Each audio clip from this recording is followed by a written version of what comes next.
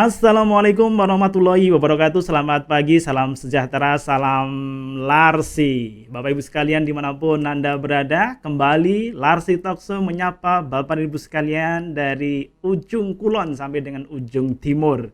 Dari Aceh sampai dengan Papua, Larsi, Lembaga Akreditasi Rumah Sakit Indonesia, menyapa Bapak Ibu sekalian dalam tema kali ini di edisi Larsi Talkshow yang ketiga, strategi rumah sakit dalam meningkatkan mutu di era VUCA. Volatility, uncertainty, complexity, dan ambiguity. Jadi Bapak Ibu sekalian, perubahan yang sangat cepat sekali di era sekarang ini menuntut banyak pihak, terutama adalah rumah sakit, untuk lebih siap menghadapi perubahan yang sangat cepat, ketidakpastian, dan juga tentu dengan masalah yang kompleks. Oleh karenanya Larsi hadir untuk menyapa bersama dengan Bapak Ibu sekalian mengupas tentang strategi rumah sakit dalam meningkatkan mutu di era VUCA. Baik, Dr. Muhammad Riza MKes SH MKes. Biodata beliau narasumber kita yang pertama yang nanti akan mengupas tentang strategi rumah sakit dalam era VUCA ini agar mutunya tetap terjaga. Beliau lahir di Medan 8 Desember 69, pendidikan beliau S2 Magister FKM USU, kemudian S2 Magister Hukum Unpad, dan beliau saat ini bekerja sebagai Dewan Pengawas di Rumah Sakit Umum Sundari sekaligus juga di Rumah Sakit Muhammadiyah Sumatera Utara. Aktivitas beliau banyak tentu, tapi perlu kita sampaikan 3 hal. Yang pertama adalah anggota Persi, ARSI, dan MHKI Sumatera Utara. Beliau juga aktif sebagai sekretaris Ikesindo Sumatera Utara dan tentunya beliau adalah anggota Divisi Etik dan Hukum Larsi, Lembaga Akreditasi Indonesia. Nah, Ibu sekalian, materi sesi pertamanya nanti akan disampaikan oleh Dr. Reza. Untuk itu mari kita sambut beliau, kita akan sapa beliau dan kita segera akan dengarkan sesi beliau. Assalamualaikum Dr. Reza. Waalaikumsalam warahmatullahi wabarakatuh, Mas Budi. Wah, baik. Salam Larsi. Salam Larsi, Dok. Salam Larsi. Baik. Terima kasih Dr. Reza. Jadi hari ini ini edisi ketiga Dr. Larsi Talkshow dan ada 2 diskusi sebelumnya yang telah kita selenggarakan. Kali ini tema kita tentang strategi rumah sakit dalam meningkatkan mutu di era VUCA. Dr. Reza sendiri ini akan mengupas tentang apa, Dok, di sesi pertama ini? Baik, saya hanya membahas hari ini tentang kulit luarnya aja, ya kan, secara umum tentang mutu dan pelayanan di rumah sakit. Jadi saya lihat dari sudut pandang manajemen, ya, di mana rumah sakit di masa sebelum pandemi dan pada saat pandemi dan setelah pandemi itu bagaimana caranya harus tetap melakukan pelayanan, ya kan, tetap meningkatkan mutu pelayanan dan jaga kaidah-kaidah keselamatan pasien. Jadi saya akan ceritakan sedikit yang artinya mungkin nanti banyak teman-teman kita yang masih belum tahu atau yang sudah tahu hanya sifatnya reminding saja gitu. Baik. Baik dokter, ini sudah ada 230 lebih sahabat kita, sahabat Larsi di seluruh tanah air yang telah bergabung bersama dengan kita, dan nanti kita berikan waktu bagi teman-teman untuk berdiskusi juga, tapi sekarang kita akan simak bersama sesi pertama dari Dr. Reza. Dr. Reza, kami persilakan sesinya dokter, 20 menit dari sekarang dan nanti kita akan berikan waktu untuk tanya jawab selepas paparan Dr. Reza. Kami persilakan. Baik, terima kasih Mas Agus. Saya coba share screen dulu. Baik, sebelumnya saya sampaikan kepada rekan-rekan Larsi, kepada semua yang hadir di acara Zoom ini, sampaikan Assalamualaikum warahmatullahi wabarakatuh. Jadi tradisi di Sumatera Utara ini kalau mau ngomong harus pakai pantun. Jadi izinkan saya berpantun sebentar, yaitu kicau burung indah bersahutan, pemecah sunyi dalam keheningan, Larsi hadir memberi harapan, pelayanan masyarakat di bidang kesehatan. Cakep. Emang kalau mau cakep nggak usah skincare, baca ini aja ya. Syair disusun rapi ditata, pemanis kalam dalam ucapan, dengan berpantun membuka kata, pengiring salam kami haturkan. Baik, jadi ini kembali lagi di awal bahwa slide yang saya sampaikan ini hanya bagian kulit luar dari peningkatan mutu dan keselamatan pasien. Akan banyak waktu sebenarnya kalau mau mengupas ini secara tuntas. Cuman ini partisipasi yang bisa diberikan dari sudut pandang manajemen ketika saya mengelola sebuah rumah sakit swasta. Peningkatan mutu dan keselamatan pasien saat ini itu menjadi satu tanggung jawab yang pokok ketika rumah sakit diberi tantangan pada saat pandemi. Terasa sekali di mana masa pandemi itu adalah rumah sakit tidak hanya bertahan untuk melakukan pelayanan dan juga mempertahankan finansial, namun juga bagaimana caranya sebuah rumah sakit itu tetap melakukan pelayanan yang bermutu dan harus selalu melakukan eksplor agar tetap meningkatkan mutu dari pelayanan itu sendiri. Dan tentunya juga tidak mengabaikan dari kaidah-kaidah keselamatan pasien. Beberapa acuan regulasi dalam PMKP ini ada Undang-Undang Nomor 44 Tahun 2009 tentang rumah sakit, PMK 11 Tahun 2017 tentang keselamatan pasien, dan PMK 33 Tahun 2019, ada Perpres 77 juga Tahun 2015 tentang pedoman organisasi dalam rumah sakit. PMK 25 Tahun 2019 itu penerapan manajemen risiko terintegrasi di lingkungan Kemenkes.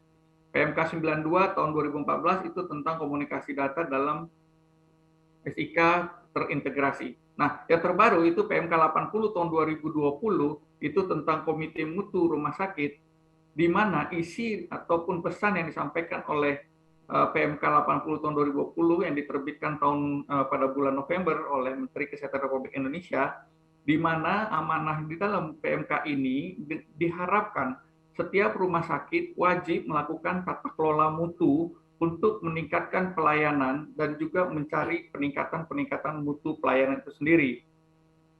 Diharapkan setiap rumah sakit itu mempunyai suatu nilai yang bisa ditentukan, nilai mutu dari sebuah rumah sakit itu melalui apa? Tentu rumah sakit harus melalui adanya suatu organisasi yang disebut dengan komite mutu.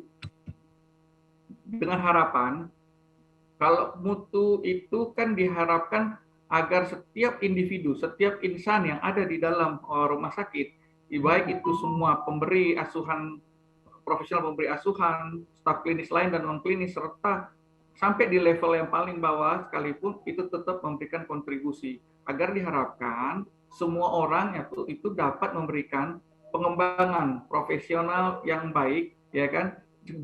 Diharapkan nantinya performa sistem pelayanan juga jadi lebih baik dan hasilnya outcome pada pasien itu menjadi juga lebih baik lagi. WHO itu menyatakan tindakan setiap orang yang bekerja untuk menetapkan perubahan yang berulang terukur untuk membuat layanan kesehatan lebih efektif, aman, dan berfokus pada pasien. Dan di Senar sendiri juga menyuppahkan tanggung jawab bersama bagi semua pekerja yang ada di rumah sakit, baik pimpinan, PPA, staf klinis yang lainnya. Nah, tadi disinggung di Permenkes 80 2020 rumah sakit diwajibkan untuk dapat melakukan tata kelola mutu dari pelayanan. Oleh sebab itu di rumah sakit haruslah ada terbentuk yang namanya komite mutu.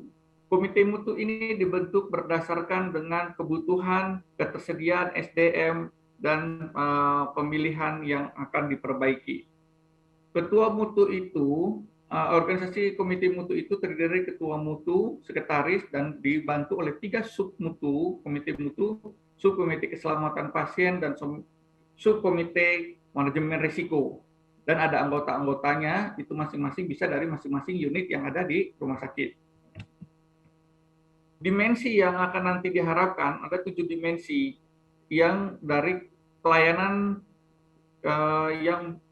kesehatan yang nantinya akan terjadi perubahan yang lebih baik. Artinya kalau aman itu misalnya dalam hal pasien itu minimalisasi terjadinya kerugian atau cedera, ya, no harm, dan kemudian kesalahan medis yang bisa dicegah kepada mereka yang menerima pelayanan. Adil itu menyediakan pelayanan yang seragam tanpa harus melakukan diskriminasi agama, jenis kelamin, dan suku.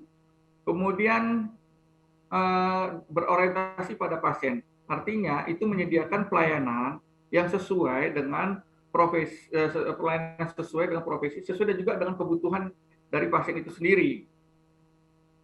Tepat waktu diharapkan juga nantinya kita mengurangi waktu tunggu atau respon time yang lambat yang selama ini masih jadi masalah di beberapa rumah sakit. kemudian juga keterlambatan dalam pemberian pelayanan karena memang ini melibatkan banyak orang di dalam unit. Kemudian efektif, menyediakan layanan kesehatan yang berbasis bukti kepada masyarakat. Dan pasien sendiri itu merasakan optimalnya daripada sumber daya yang ada tanpa pemborosan bahan. Jadi misalnya ada beberapa pasien yang akhirnya membayar itu lebih daripada apa yang dia dapat. Jadi mereka merasakan hal yang seperti ini. Dan diharapkan semua ini bisa saling terintegrasi untuk menyediakan pelayanan yang terkoordinasi lintas pasienkes. Pelayanan serta menyediakan Yankes yang seluruhnya itu mengalami siklus dalam siklus kehidupan yang baik. Nah, di dalam unit dalam komite mutu itu ada namanya program mutu rumah sakit. Program mutu rumah sakit itu pertama-tama itu disusun dulu oleh komite mutu atau subkomite mutunya. Setelah itu disusun, maka dimintalah atau disetujui oleh pemilik dari rumah sakit, ya, atau representasi si pemilik misalnya. Kemudian program ini tadi, yang disusun ini tadi, dilengkapi lagi dengan pedoman mutu. Tentunya dapat dukungan daripada IT dan sistem manajemen data yang saling terintegrasi. Program mutu sendiri itu ada 3, mutu nasional, rumah sakit, dan unit pelayanan kerja. Kalau yang nasional itu pengumpulan dan pelaporan indikator mutu nasional. Dari rumah sakit, peningkatan mutu, pelayanan klinis prioritas. Dan untuk di unit sendiri itu peningkatan mutu, unit pelayanan, unit kerja. Semua program mutu ini semua berangkat dari data di unit masing-masing, di unit kerja. Karena dari unit inilah masing-masing kita mendapatkan informasi, mendapatkan laporan yang selanjutnya nantinya akan dilakukan proses. Nah, pemilihannya itu berdasarkan pemilihan fokus perbaikan, tentu yang high risk, high volume. Kemudian pemilihan indikator, mengukur, ya kan, dan perbandingannya. Kemudian pengumpulan data, datanya divalidasi, kemudian dianalisa, setelah itu dibuatlah rencana perbaikan dan dibuatlah pelaporan.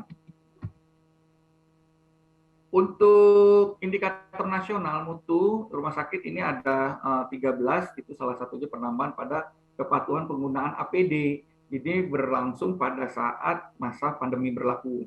Dan pada saat pasca pandemi, ini juga budaya daripada penggunaan APD masih tetap kita pertahankan. Dasar pemilihan yang tadi, dasar pemilihan pelayanan prioritas itu tentu dari 6 ini. Dipilihlah, misalnya rumah sakit ada mempunyai misi dan tujuan strategis, misalnya ada rumah sakit ibu dan anak, maka dia akan memilih sesuai dengan misinya, atau dia pilih berdasarkan data-data permasalahan yang ada di rumah sakit, misalnya adanya keterlambatan pelayanan dalam penanganan ibu dan anak. Kemudian ada sistem proses perbaikan variasi penerapan pelayanan. Kemudian ada perbaikan yang berdampak pada efisiensi. Jadi 6 ini dipilih salah satu. Ketika rumah sakit bukan rumah sakit yang tidak sama dengan misi visi rumah sakit, misalnya rumah sakit umum, rumah sakit yang saya pimpin, misalnya Rumah Sakit Umum Muhammadiyah Sumatera Utara, kita misi visinya tidak menyinggung jenis pelayanannya, tapi kita lebih memilih pada saat ini nih adalah rumah sakit ibu dan anak, dikembangkan dulu. Nah, maka prioritas kita pada tahun ini adalah rumah sakit ibu dan anak, dan itu semua akan terkait dari yang tadi kita lihat dari indikator mutu nasional rumah sakit. Nah, kalau pengumpulan datanya yang tadi disampaikan, itu pengumpulan data itu berdasarkan sumber data atau menetapkan frekuensi. Pengumpulan data ini bisa dari indikator area klinis, indikator area manajemen, dan indikator sasaran keselamatan pasien. Kemudian data-data ini kita analisa. Setelah dianalisa, kita lihat apakah ada data baru. Kalau ada data baru, berarti kita harus lakukan validasi. Nah, dianalisis, kemudian itu bisa kita bandingkan lihat trennya selama beberapa bulan, dibandingkan juga dengan target yang kita ingin capai, dan dibandingkan dengan rumah sakit yang sejenis. Artinya rumah sakit yang juga sama-sama memilih prioritasnya dengan rumah sakit kita. Jadi bukan sejenis dalam arti satu kelas yang sama.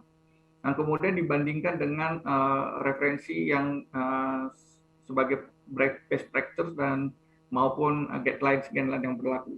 Nah, setelah itu data tadi kita sajikan dalam bentuk statistik, bisa dalam bentuk narasi, tabel, atau diagram. Diagramnya bisa run chart, control chart, atau bar diagram, atau pie diagram.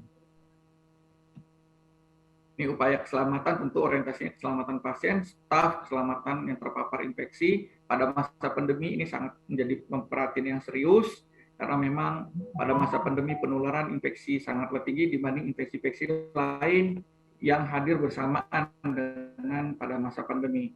Kemudian keselamatan gedung dan fasilitas, kita juga banyak rumah sakit yang secara tiba-tiba harus merubah desain fisik ruangan untuk bisa dapat melakukan pelayanan pada masa pandemi agar flow pelayanan itu dari setiap ruangan bisa saling terintegrasi. Nah, keselamatan gedung atau fasilitas inilah yang menjadi perhatian juga, karena memang ada contohnya, ada beberapa rumah sakit yang belum punya gas sentral, yang menggunakan tabung, maka fasilitas tabung oksigen juga bisa berpotensi untuk cedera. Istilah-istilah ini sama-sama kita ketahui bersama, rekan-rekan semua dari rumah sakitan, bahwa ada kondisi KPC, KNC, KTC, KTD, dan kejadian sentinel. Sentinel ini adalah kejadian serius yang diakibatkan sesuatu yang tidak diharapkan, yang berakibat fatal sampai dengan kematian, yang bukan karena perjalanan penyakit pasien tersebut. Ketika ada pelaporan, maka ketika ada eksiden, maka misalnya dari unit kerja. Dari unit kerja ini melaporkan adanya insiden KTD atau KEC misalnya. Nah, itu kita harus tangani segera dan dibuatlah pelaporan. Nah, pelaporan kajian ini itu dilaporkan oleh atasan atau pimpinan rumah sakit. Nah, pimpinan atau atasan itu langsung melakukan bersama dengan subkomite keselamatan pasien laporan ini, bersama-sama membuat grading. Nah, setelah di grading, jatuhlah kepada warna biru atau hijau. Itu dianggap biasa. Artinya kita melakukan investigasi sederhana. Nah, ketika matriksnya merah, kuning, itu berarti kita harus segera melakukan root cause analysis. Nah, investigasi sederhana tadi juga akan terus dilaporkan kepada pimpinan atau direktur. Dan laporan direktur itu akan menjadikan pembelajaran dan rekonsiliasi. Jadi artinya tetap dilakukan RCA juga. Pimpinan dan direktur rumah sakit tidak harus menunggu hasil RCA karena itu 45 hari, maka direktur bersama tim komite keselamatan pasien harus tetap melakukan upaya-upaya perbaikannya dan memberikan referensi agar dapat peningkatan dan perbaikan di masa mendatang. Hasilnya ini akan dilaporkan ke KKP rumah sakit ataupun KKP rumah sakit nasional. Nah, validasi, tadi saya sampaikan bahwa kalau ada data kita validasi dan analisa dan pelaporan. Kita masukkan metric grading. Kalau TD-KNC itu biasanya bisa hasilnya sentinel, KTD, dan KNC. Kalau merah kita lakukan root cause analysis. Kalau biru atau hijau, biru itu atau hijau kita lakukan investigasi sederhana. Nah, kalau kita lihat metric grading, kita lihat ada di metric grading itu ada penilaian dampak. Jadi dalam metric grading itu pengalian antara hasil dampak dan probabilitas. Dampak itu sendiri, dia kalau umpamanya angkanya makin mengecil, angkanya kecil, ini ada urutannya 1 sampai 5. Jadi kalau angkanya kecil, deskripsinya itu sangat ringan. Kalau angkanya makin besar, itu perlu adanya kriteria yang sangat serius. Jadi kita lihat umpamanya kalau yang pada biru itu tidak signifikan, di mana tidak ada cedera atau cedera ringan, misalnya luka lecet yang tidak terlalu mengganggu pada pasien dan keluarga pasien yang komplain. Kemudian kalau 2 atau minor itu dapat diatasi dengan pertolongan pertama, artinya ini dapat diselesaikan di level paling paling ujung ya, artinya dari kepala ruangan. Moderate ini kondisi di mana pasien itu cedera sedang, ya kan?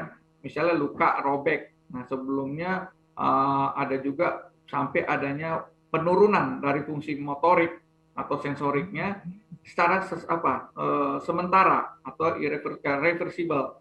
Kemudian ada gangguan psikologis karena nggak nyaman segala macam.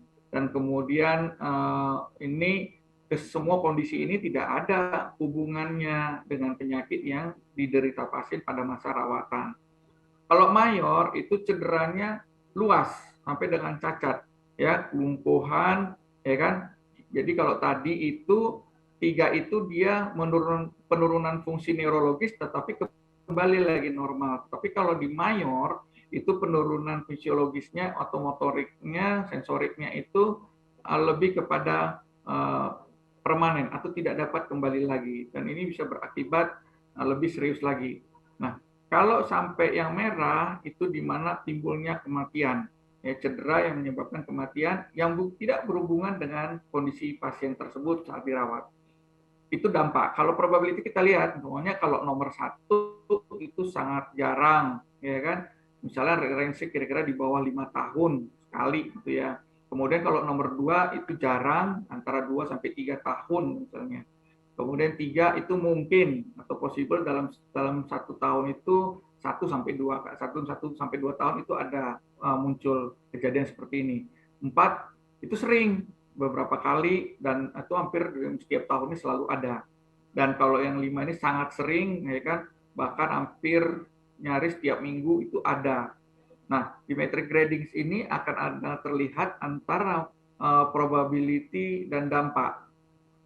Misalnya kita ada kejadian yang mau kita uji, misalnya ada seorang anak jatuh dari tempat tidur dan meninggal. Nah, kita kalau bilang meninggal berarti sudah masuk ke ekstrim, ya.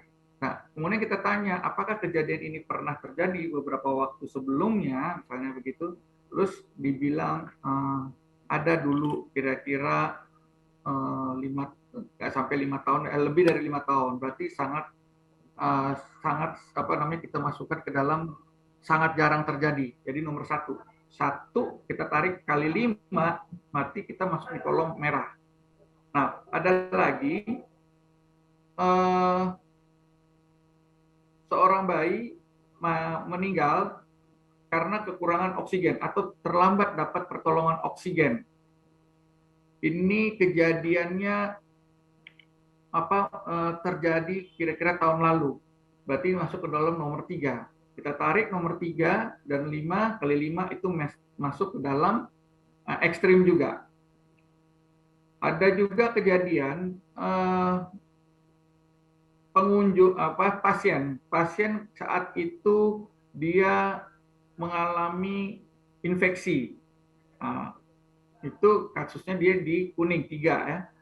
Tapi itu sering terjadi di rumah sakit karena memang penggunaan formularium atau ruangan yang menyebabkan angka infeksi tinggi. Maka kita tarik di angka sangat sering terjadi, itu setiap minggu pasti ada. Angka luka operasi, infeksi juga ada. Berarti 5 dikali 3 itu di kuning, high.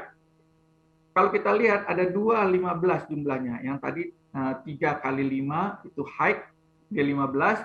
Ada juga 5 kali 3 itu yang ekstrim. Mana yang menjadi skala prioritas kita? Yang jadi skala prioritas kita tentu adalah yang paling tinggi, high, ya, high risk, high volume. Prinsipnya tadi seperti itu. Jadi perlu kajian yang lebih dalam pada kasus yang nomor 2 tadi, sehingga perlu dibuatlah tabel khusus.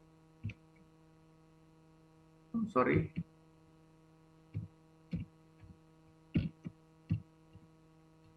Nah, kemudian dari yang tadi kita dapatkan, dari warna-warna yang kita dapatkan, contohnya yang ekstrim tadi, yang 15 tadi, yang high risk. Jadi itu apa yang harus kita lakukan? Jadi dilakukanlah RCA paling lama 45 hari, dan itu membutuhkan tindakan segera, perhatian sampai kepada direktur. Jadi penanganan ini harus segera, tidak harus nunggu hasil RCA, direktur dan seluruh sistem para pemberi asuhan, seluruh staf yang ada harus segera memberikan solusi jalan agar dapat memberikan solusi. Kalau yang 15 hike tadi itu warna kuning, resiko tinggi juga dilakukan RCA juga sama 45 hari. Kajiannya dengan detail, perlu tindakan segera serta membutuhkan tindakan top manajemen. Jadi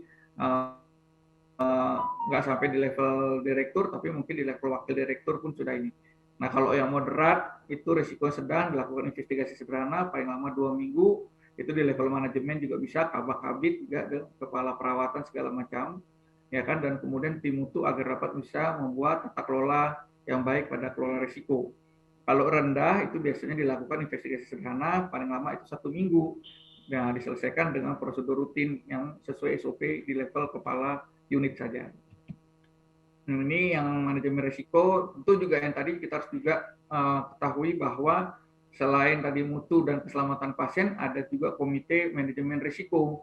Jadi sebagai direktur tentu harus memberikan arahan agar komite mutu rumah sakit itu memberikan tanggung jawab di rumah sakit, karena memang informasi atau rekomendasi yang diberikan kepada direktur itu adalah sebuah indikasi agar rumah sakit segera memberikan perbaikan, referensi perbaikan, dan tentunya juga untuk meningkatkan mutu pelayanan dan keselamatan pasien.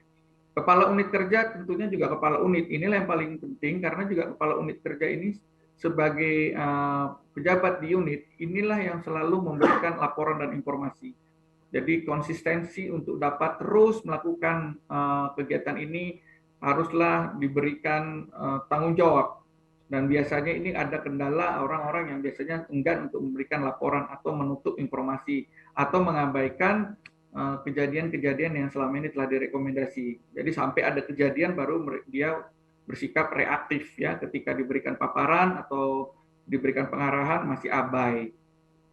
Setiap satuan kerja harus membuat dan menetapkan daftar risiko dan menyusun rencana perlakuan risiko. Nah, ini juga didapat dari masing-masing unit ya, sehingga masing-masing unit dapat memberikan informasi saling terintegrasi agar dapat diberikan rekomendasi kepada direktur untuk dapat memberikan regulasinya kepada staf yang ada di rumah sakit untuk terus bertanggung jawab dan komitmen konsisten untuk dapat terus melakukan peningkatan mutu dan keselamatan pasien di rumah sakit. Budaya yang biasanya dikhawatirkan tuh awal-awalnya adalah takut melapor karena takut dimusuhi temannya atau takut dibully. Nah, ini budaya-budaya seperti ini harus bisa seorang direktur memberikan pengarahan dan jaminan bahwa hal itu tidak bisa terjadi di sebuah rumah sakit dan menjamin agar setiap pelaporan, setiap yang melaporkan itu dijamin. Nah, kalau bicara tentang manajemen risiko memang ada dituangkan sendiri di dalam Permenkes nomor 25 tahun 2019 tentang penerapan manajemen risiko terintegrasi pada lingkungan melalui Kemenkes. Selayang pandang aja saya sampaikan bahwa penetapan risiko itu dari mulai penetapan konteksnya seperti apa, kemudian masuk dalam penilaian risiko. Di dalam penilaian risiko itu terintegrasi atau ada yang harus dilakukan identifikasi risiko, analisa risiko, dan evaluasi risiko. Identifikasi risiko dan analisa risiko atau evaluasi risiko itu masing-masing membutuhkan komunikasi dan interview ya, pemantauan dan reviewnya. Nah, nantinya hasilnya itu bisa kita sebagai penanganan risiko. Penanganan risiko itu bisa juga nantinya kembali sebagai penetapan konten. Kalau kita lihat dari grafik ini, saling terintegrasi, saling tanda panah itu kiri kanan sama, saling apa istilahnya, artinya menggambarkan bahwa dalam penanganan risiko ini terus-menerus, tidak ada hentinya dalam melakukan penanganan penataan dalam manajemen risiko di rumah sakit. Nah, kalau opsi mengurangi risiko itu biasanya mitigasi, ya, menghindari risiko, menghentikan kegiatan atau apa. Ini beberapa rekomendasi. Kalau ini dia upaya keselamatan pasien, manajemen risiko dan mitigasi risiko dan register risiko. Misalnya kita di dalam pelayanan rumah sakit, biasanya kalau umpamanya di rumah sakit yang berbasis kepada ibu dan anak, misalnya, itu akan banyak sekali rangkaian-rangkaian yang berpotensi untuk terjadinya risiko. Misalnya dari risiko pasien yang pulang dengan pelayanan yang sama, sesosesaria, ada pasien yang biayanya itu lebih besar dari pasien yang lain. Padahal diagnosa yang sama, dokternya sama, namun kenapa ada perbedaan? Nah, ini juga risiko bagi rumah sakit dalam obat, pembiayaan, dan pelayanan. Jadi upaya-upaya yang diberikan di setiap unit itu haruslah mempunyai berbasis kepada manajemen risiko. Saya nggak bisa panjang lebar tentang manajemen risiko di sini karena banyak lagi hal-hal yang perlu saya sampaikan. Nah, manajemen risiko itu sendiri itu sebenarnya itu saling bisa semua staf yang ada di rumah sakit itu, ya kalau keselamatan pasien dan staf itu terpapar infeksi bisa dari rawat inap. Jadi pada masa pandemi itu sangatlah tinggi sekali risiko yang menyebabkan adanya paparan infeksi di setiap unit, baik di ruangan ICU, kamar operasi, unit sterilisasi, dan rawat inap. Jadi paparan-paparan risiko ini juga masuk dalam manajemen risiko yang harus kita kelola dengan baik agar tidak menjadi lebih luas lagi. Demikianlah paparan slide yang bisa saya sampaikan. Mohon maaf, saya hanya bisa memberikan sepandang pandang saja. Mungkin kepada rekan-rekan yang hadir dalam Zoom ini ada yang perlu ditanyakan, silakan. Dan saya mohon maaf ketika ada kekurangan dalam penyampaian. Terima kasih. Terima kasih, Mas Agus. Iya, baik. Terima kasih Dokter Reza. Ini paparan yang sangat menarik ya, apalagi terkait dengan VUCA ya, perubahan yang sangat signifikan terjadi begitu cepat. Bagaimana kemudian hal kecil seperti misalnya pendaftaran di rumah sakit yang dulu berbasis manual menjadi berbasis teknologi atau digital, harus pakai online dan sebagainya. Kemudian juga termasuk alat-alat pendukung lain ya, juga menggunakan teknologi. Bagaimana kemudian teknologi di kamar operasi juga sedemikian, sistem informasi juga perubahan yang sangat cepat mengiringi seiring dengan perkembangan rumah sakit. Maka saya kira tadi beliau mengupas cukup bagus ya terkait dengan bagaimana manajemen resiko di tengah era VUCA ini. Kolaborasi integrasi antara manajemen, antara direksi, kemudian direktur, kemudian juga mutu dan juga para kepala unit ataupun staf dan seterusnya ya. Baik, Dr. Riza, ini sudah ada beberapa yang bertanya untuk memperdalam diskusi atau materinya Dr. Riza.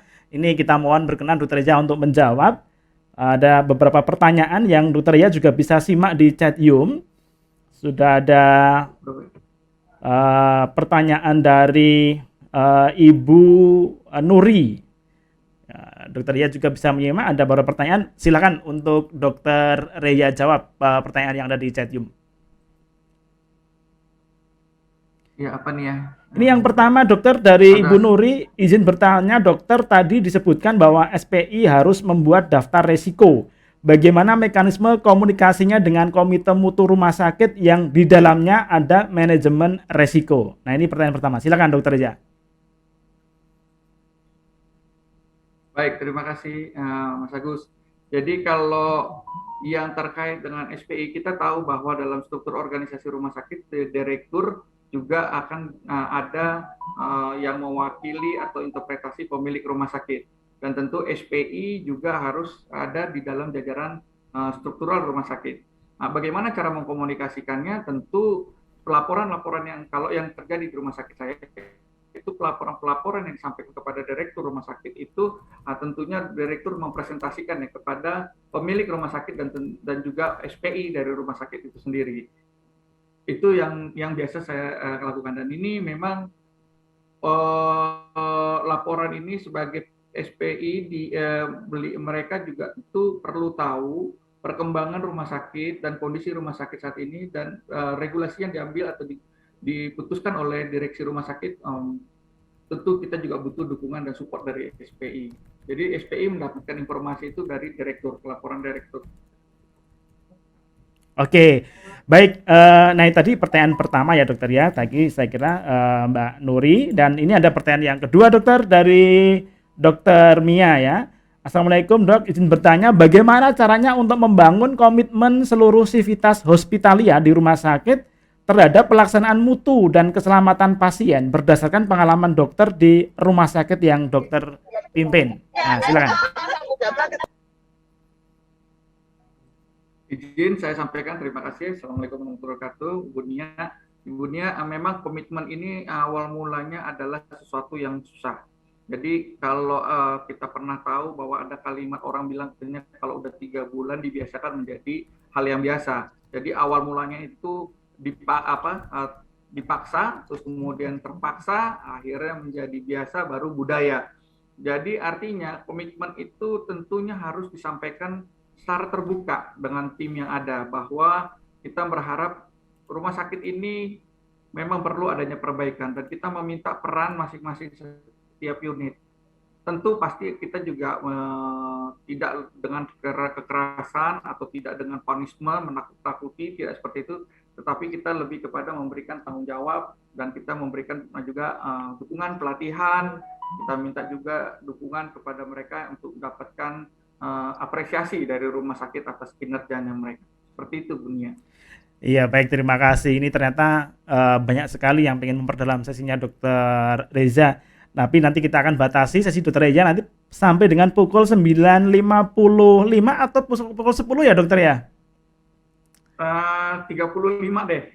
9.55 ya? 35, ya. Oke, baik. Kalau begitu ini Dok, lanjut pertanyaan berikutnya dari Ibu Triana di Rumah Sakit Aminah. Izin bertanya tentang sosialisasi bahwa sekarang mutu dibagi INM, IMP rumah sakit, IMP unit. Nah, pertanyaannya adalah apakah area IAK, IAM, SKP masih digunakan? Bagaimana penggabungannya, Dokter Reza? Kami persilakan. Nah, terima kasih. Jadi sampai hari ini kita memang masih melakukan yang IAK, ya, indikasi area manajemen dan keselamatan pasien. Dan upaya-upaya dalam bagaimana caranya kita bisa saling terintegrasi dengan yang acuan baru itu memang masih butuh sosialisasi. Jadi alangkah baiknya kita tetap pakai yang terbaru. Namun bagaimana merubah budaya ini yang menjadi kendala, karena kita lihat di beberapa rumah sakit itu ada kekurangan dari SDM dan kekurangan dari sarana prasarana, sehingga ini tidak menjadi kendala dalam mewujudkan yang tadi disampaikan Bu Nia ya, Bu apa ya? Itu Bu, terima kasih Bu. Jadi bagaimana mengintegrasinya nanti di chat akan saya sampaikan lah, karena panjang ceritanya nih Bu. Baik, dan itu nanti mungkin perlu dikupas dalam satu sesi tersendiri ya Dokter Ria ya? Iya, Oke. Iya betul. Oke, baik Dokter Ria. Tadi dari Ibu Triana Dok di Rumah Sakit Aminah. Iya. Nah, ini ada pertanyaan, tapi ada masukan bagus nih dari Dokter Asrida ya, bahwa mungkin ke depan perlu kita konekkan dengan lembaga profesi ya, biar kemudian bisa memperoleh SKP. Baik, terima kasih masukannya, nanti kita akan diskusikan. Nah, ini berikutnya Dok, ada pertanyaan lagi terkait dengan manajemen terintegrasi. Jadi dari salah satu penanya menyampaikan bahwa mohon izin dokter terkait dengan manajemen terintegrasi. Contoh nyatanya dalam pelaksanaan di rumah sakit. Kasus yang dimungkinkan sering terjadi di unit, Dok. Mungkin ada contoh kasus faktual yang pernah terjadi, Dok. Silakan Dokter ya. Ya, kalau faktual yang terjadi sampai hari ini di rumah sakit itu biasanya yang paling sering adalah itu respon time. Jadi respon time misalnya pelaporan nilai kritis laboratorium itu yang sangat lama, sehingga akhirnya penundaan daripada pelaksanaan tindakan atau pelayanan terhadap pasien. Otomatis akan lama juga penundaan pemberian terapi, ya, dan kemudian akan berdampak juga pada tingkat kepuasan pasien. Dan akhirnya di rumah sakit sendiri itu lebih sering akhirnya long stay itu lebih dari yang kita standarkan. Nah, biasanya kalau pasien sudah lebih dari yang jadwal yang harus itu kan, itu sudah masuk ke posisi orang mulai ada komplain, dan komplain ini bisa berdampak pada banyak hal. Itu yang pertama, respon time. Baik itu dokternya, respon time laboratorium, dan itu respon time pemberian obat. Itu dulu yang paling sering. Iya, baik, terima kasih Dokter Reza. Ini 1-2 hal karena tentu kita harus segera berganti ke narasumber yang berikutnya. Beberapa pertanyaan di chat Zoom nanti akan kita balas, kita jawab ke emailnya Bapak Ibu sekalian. Jadi tidak usah khawatir, Larsi akan menjawab pertanyaan yang sudah terkirim di Chatium, nanti akan kita kirim ke emailnya Bapak Ibu sekalian. Sehingga jangan lupa nanti di akhir sesi, Bapak Ibu kami mohon untuk mengisi daftar hadir, yang nanti linknya akan dibagikan di akhir diskusi kita atau di akhir talkshow kita kali ini. Sekali lagi terima kasih Dr. Reza atas paparannya dan sesinya. Ada closing mungkin statement yang pengen disampaikan Dr. Reza mengakhiri diskusi kita di sesi pertama ini. Silakan Dr. Reza. Baik, terima kasih. Jadi yang saya mau sampaikan adalah untuk terkait mutu, keselamatan pasien dan manajemen risiko, hendaknya lah jangan karena kita mau akreditasi baru kita buru-buru menyiapkan persiapan itu. Sebenarnya kita tahu di sebelum masa pandemi dan di masa pandemi itu diminta adanya laporan indikator mutu keselamatan pasien di masa pandemi, sehingga catatan atau track record, gambaran, foto rumah sakit kita pada saat sebelum masa pandemi, pada masa pandemi dan sesudah pandemi ini menjadi gambaran potret ketika nanti memang rumah sakit menyelenggarakan akreditasi. Intinya tetap komitmen dan konsisten melakukan kinerja yang berorientasi kepada peningkatan mutu dan keselamatan pasien. Jangan takut dalam memberikan laporan dan jangan bosan, dan mohon direktur memberikan dukungan dan support agar tim kita di bawah bekerja secara nyaman dan aman. Demikian. Iya, baik, terima kasih Dr. Reza. Sehat selalu dan sukses selalu buat Dr. Reza. Beliau adalah anggota Larsi dan tentu nanti kita akan jawab pertanyaan yang ada di Chatium yang belum terjawab oleh beliau, nanti kita kirim ke email. Jadi terima kasih Dr. Reza. Kita akan bertemu lagi dengan Dr. Reza di tema yang berbeda dan di episode ke depan. Terima kasih dan Bapak Ibu sekalian, demikian tadi kita sudah sampai di sesi pertama. Bagaimana kemudian manajemen rumah sakit mengelola risiko untuk menghadapi atau meningkatkan mutu di era VUCA ini. Beliau memberikan pandangan secara komprehensif, secara umum gitu ya, secara umum, dan secara khusus nanti akan dibahas di sesi kedua oleh Ibu Fitri. Tapi sebelum kita akan ke Ibu Fitri, Bapak Ibu sekalian, mari kita simak dulu informasi yang berikut ini.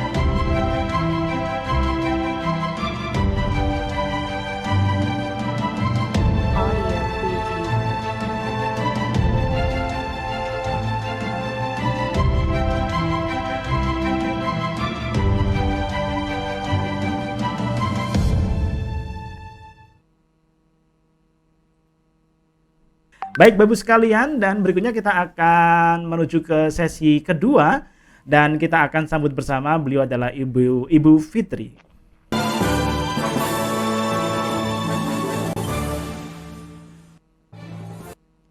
Ya, Ibu Surya Fitri, lengkapnya APT Surya Fitri SSI Magister Manajemen. Beliau lahir di Bukit Tinggi di Sumatera Barat ya.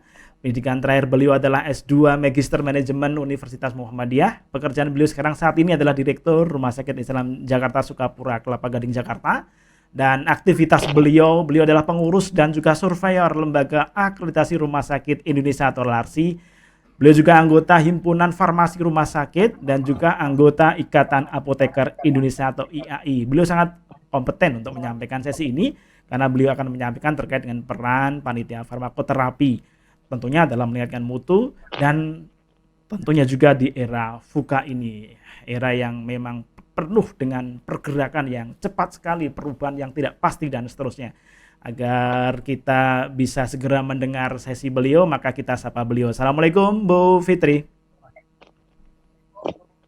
Waalaikumsalam. Apa kabar Mas Budi? Baik, Sehat? alhamdulillah sehat Bu Fitri. Demikian juga Bu Fitri, saya kira terlihat sangat ini ya, apa namanya, sangat ceria sekali begitu ya. Dan saya kira sesi ini kita akan mendengarkan penuh dengan keceriaan karena beliau juga penuh semangat tadi untuk bersama dengan kita. Sebelumnya salam Larsi dulu, Bu. Salam Larsi. Salam Larsi. Oke, baik. Terima kasih Bu Fitri, waktu kita berikan kepada Ibu dan nanti kembali setelah Ibu menyampaikan paparannya nanti kita akan selenggarakan diskusi. Kami persilakan Ibu Fitri. Baik, siap. Terima kasih Mas Budi. Izin saya coba share screen. Bismillahirrahmanirrahim. Assalamualaikum warahmatullahi wabarakatuh. Terima kasih Mas Budi dan terima kasih juga kepada Bapak dan Ibu para peserta talkshow pada pagi hari ini, talkshow ketiga dari Lembaga Akreditasi Rumah Sakit Indonesia. Izinkan saya, Surya Fitri, pagi hari ini kita seperti Dr. Risa tadi, kita mungkin bukannya kasih informasi, tapi kita adalah review terhadap apa-apa yang sudah kita lakukan selama ini di rumah sakit, karena bagaimanapun juga hal ini sangat penting bagi kita semua. Namun izinkan saya sebelumnya untuk sedikit berpantun, Mas Budi, jalan-jalan ke Bukit Tinggi, puaskan diri dengan belanja. Selamat bergabung dengan Talkshow Larsi, siapkan strategi mutu di era VUCA. Baiklah Bapak dan Ibu, izinkan saya untuk menyampaikan amanah daripada panitia untuk menyampaikan materi tentang peranan Komite Farmasi dan Terapi dalam meningkatkan mutu rumah sakit di era VUCA. Mas Budi tadi, saya lanjut saja. Jika kita berbicara tentang mutu, kita berbicara tentang era VUCA, apakah itu? Ya, kita akan berpikir banyak kata-kata yang akan muncul dengan kita jika kita berbicara tentang VUCA, kita berbicara tentang mutu. Jika kita berbicara tentang mutu, maka yang akan muncul di pikiran kita adalah satu, kualitas, yang kedua adalah nilai dan keadaan. Ini masih berdasarkan Kamus Besar Bahasa Indonesia, nilai, dan nilai. Yang ketiga adalah mutu itu dikatakan jika apa yang kita berikan itu melebihi harapan. Melebihi harapan dari apa yang kita inginkan, maka kita anggap bermutu. Kemudian jika suatu produk jasa, maka kita akan mendapatkan suatu hal yang bermutu jika produk jasa itu adalah baik. Namun, jika produk jasa itu jelek, maka kita tidak akan bilang itu bermutu. Dan yang kelima, itu juga bisa dikatakan dalam suatu kondisi yang dinamis yang berkembang, dinamis yang berubah-berubah, inilah yang akan kita hadapi di masa-masa mendatang.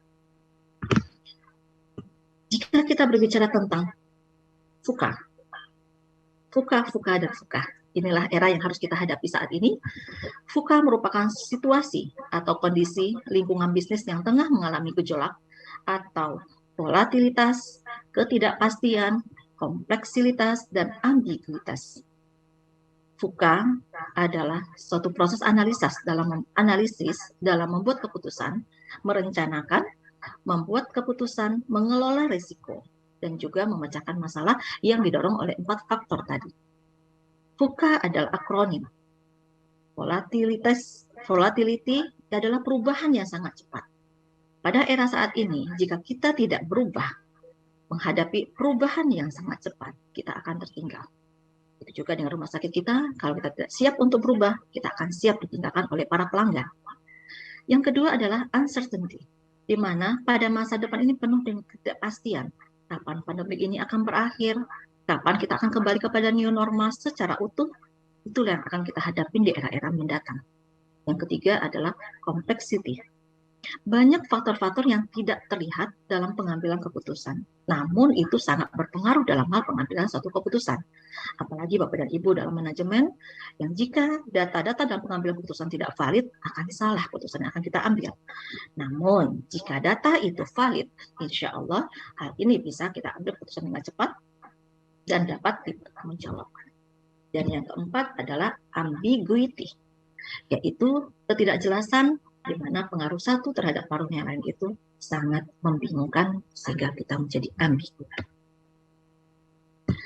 Dalam hal ini, ini adalah isu-isu VUCA yang beredar saat ini, sampai beberapa membuat dalam suatu contoh konteks yang lucu-lucu, tapi inilah keadaannya. Pada gambar pertama di atas, VUCA dilawan dengan VUCA, di mana di sini ada katak yang direbus, sementara katak ini tidak sadar dengan perubahan yang terjadi di luar dirinya. Dia merasa nyaman di tempat dia yang lagi direbus, dia bangga dengan capaian yang dia dapatkan saat ini, dia tidak mau berubah dan enggan untuk berubah, dan dia merasa kuat, dia merasa punya power, dan uniknya, serta memiliki banyak kelebihan. Padahal jika dilihat, katak ini tidak menjadi kejadian yang terjadi di luar sana. Sebentar lagi katak ini akan mati. Karena apa? Karena dia tidak mau untuk berubah. Itulah Bapak, VUCA dilawan dengan VUCA. Mau tak mau, kita harus keluar dari zona nyaman, kita harus berubah untuk menjadi yang lebih baik lagi di masa depan. Terutama untuk mengembangkan rumah sakit kita. Yang ketiga, ada stay positive in VUCA world. Di tengah tingginya gelombang VUCA, dan di tengah tingginya arus perubahan yang terjadi saat ini, kalau kita rumah sakit tidak menjamin mutu rumah sakit, kalau kita rumah sakit tidak menjaga stabilitas kenyamanan pasien di rumah sakit, kita bisa ditinggalkan. Kemajuan teknologi yang udah digenggam, udah di tangan, tinggal tekan dengan handphone dan segala macam itu bisa selesai. Namun jika kita masih manual, say goodbye, kita akan ditinggalkan oleh para pelanggan kita. Dan kemudian ada juga yang beristilah VUCA harus dilawan dengan VUCA. Itulah Bapak dan Ibu, apapun yang terjadi dengan di era VUCA ini, mau tidak mau, siap tidak siap, kita harus siap untuk maju dan siap untuk berubah. Oke. Jika kita berbicara tentang mutu, VUCA, rumah sakit, apa sih kaitannya? Ya, jika kita berbicara di rumah sakit Bapak dan Ibu, di rumah sakit itu ada padat karya, ada padat pakar, ada padat modal, ada padat teknologi, ada padat pasien, ada padat bahaya. Itulah adanya padat profesi, adanya padat pasien, teknologi, bahaya, dengan tanda-tanda K3-nya, dengan berbagai alat medisnya, dan berbagai macam obat yang ada di sana. Posisinya, VUCA, adanya mutu rumah sakit, adanya mutu dan layanan kesehatan di rumah sakit, ini harus dikelola secara profesional sehingga akan menghasilkan suatu keamanan dan safety bagi diri kita karyawan, bagi pasien kita, dan bagi manajemen kita. Di sini poinnya akan kita menjadi bahasan pokok, lebih cenderung terhadap kondisinya obat di rumah sakit. Ya. Di sini jika berbicara tentang obat di rumah sakit, problemnya banyak sekali. Ini adalah beberapa isu-isu yang berkaitan dengan obat di rumah sakit. Kita tidak bisa pungkiri Bapak dan Ibu, anggaran terbesar di rumah sakit itu adalah dari obat dan alkes. Nah, ada yang 30-40%, bahkan ada yang 50-60%. Ada apa dengan ini? Sementara dalam era pasca pandemik ini, kita mengalami masa transisi, bisa jadi stok obatnya banyak, sementara pasiennya sedikit, bisa jadi pasiennya udah mulai naik, dan stoknya juga banyak. Kemudian kita tidak bisa memungkiri obat sebagai unsur penting dalam layanan, di mana adanya dead stock dan expired date. Ini juga harus menjadi perhatian Bapak dan Ibu dalam jajaran manajemen rumah sakit. Adanya obat kosong di kala pandemi COVID, semuanya kita dibuat bingung, semuanya kita dibikin gelagapan, apalagi dengan kondisinya gas medis. Ini adalah problem yang terjadi di rumah sakit. Apalagi di era VUCA yang tidak bisa kita bendung perubahan yang sangat cepat. Perubahan obat dengan kemajuan teknologi pun juga bisa terjadi. Kemudian isu selanjutnya adalah supply chain management, di mana dalam hal supply chain management, Bapak dan Ibu harus memperhatikan dari hulu ke hilirnya. Kemudian adanya keterlibatan komite atau tim farmasi dan terapi, dan yang terakhir adalah digitalisasi. Mau tidak mau, suka tidak suka, kita harus hadapi problem ini, sehingga semua isu-isu ini harus dikelola dengan baik, sehingga mutu rumah sakit tetap terjaga. sedikit gambaran bagi Bapak dan Ibu udah paham alur ini, kayaknya udah di luar kepala ya Bapak dan Ibu semua ya. Di mana dalam gambaran salah satu bab akreditasi, bab PKPO itu ada pertama adalah tentang pengorganisasian, yang kedua adalah tentang pemilihan, perencanaan dan pengadaan, yang ketiga adalah tentang proses penyimpanan, yang keempat adalah peresepan, yang kelima adalah penyiapan, yang keenam adalah pemberian obat, yang ketujuh adalah pemantauan atau monitoring, dan yang kedelapan adalah PPR. Ini adalah standar-standar pelayanan PKPO yang nanti akan kita hadapi. Kenapa ada review terkait posisi standar ini? Karena Komite Farmasi dan Terapi nanti akan ada kaitannya di bab PKPO. Satu adalah tentang pengorganisasian. Sementara formularium akan ada di bab PKPO 2 tentang pemilihan, perencanaan, dan pengadaan. Ya, Bapak dan Ibu, jadi kita poin utamanya adalah di pengorganisasian, pemilihan, dan perencanaan, khususnya di bab Komite Farmasi dan Terapi dan bab formularium rumah sakit. Jika kita berbicara tentang Komite Farmasi dan Terapi, Bapak dan Ibu, ini kita disupport dengan lindungan hukum kita. Dengan acuan dan latar belakangnya adalah Permenkes nomor 72 tahun 2016 tentang standar pelayanan farmasi rumah sakit, khususnya pada bab 6 adalah tentang pengorganisasian. Bagaimanapun juga ini akan menjadi bahasan kita jika nanti Bapak dan Ibu, terutama teman-teman di farmasi, dan bisa jadi juga untuk pihak manajemen akan menjadi pertanyaan tentang pengorganisasian hal ini. Bagaimana pengorganisasian komite itu di rumah sakit dan bagaimana kondisinya kaitannya terhadap unit farmasi atau instalasi farmasi sendiri. Jika kita mereview kembali Bapak dan Ibu, kita kembali diingatkan bahwasanya Komite Farmasi dan Terapi itu merupakan unit kerja yang memberikan rekomendasi kepada pimpinan rumah sakit mengenai kebijakan penggunaan obat di rumah sakit. Di mana anggotanya siapa saja? Itu adalah ketua bisa dokter dan apoteker, sekretarisnya bisa dokter dan apoteker, dan anggotanya adalah dokter yang mewakili spesialis di rumah sakit, apoteker, dan tenaga kesehatan lain yang diperlukan dalam hal ini di rumah sakit. Jika seandainya ketuanya adalah dokter, maka sekretarisnya adalah apoteker. Apabila apoteker ketuanya, maka sekretarisnya adalah dokter. Komite Farmasi dan Terapi akan menjadi acuan pada proses audit PKPO pada bab PKPO 1 adalah tentang pengorganisasian. Jadi Bapak dan Ibu mulai mempersiapkan hal ini karena siap nggak siap, mau sekarang ataupun nanti, ini akan menjadi kesiapan kita untuk menghadapi akreditasi rumah sakit. Tujuan daripada KFT itu sendiri nantinya ada dua, dia berlaku sebagai penasehat dan dia berlaku sebagai pendidik. Sebagai penasehat adalah dia akan memberikan nasihat dan ikut membantu dalam membuat formulasi kebijakan mengenai evaluasi, seleksi, dan kegunaan terapeutik di rumah sakit.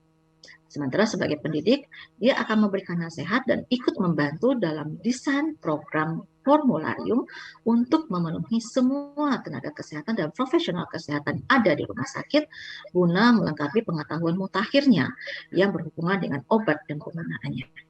Sehingga pada akhirnya harapan daripada Komite Farmasi dan Terapi itu adalah penggunaan obat secara rasional dan yang paling penting adalah meningkatkan efektivitas, keamanan, dan nilai ekonomis dari penggunaan obat yang ada di rumah sakit Bapak dan Ibu.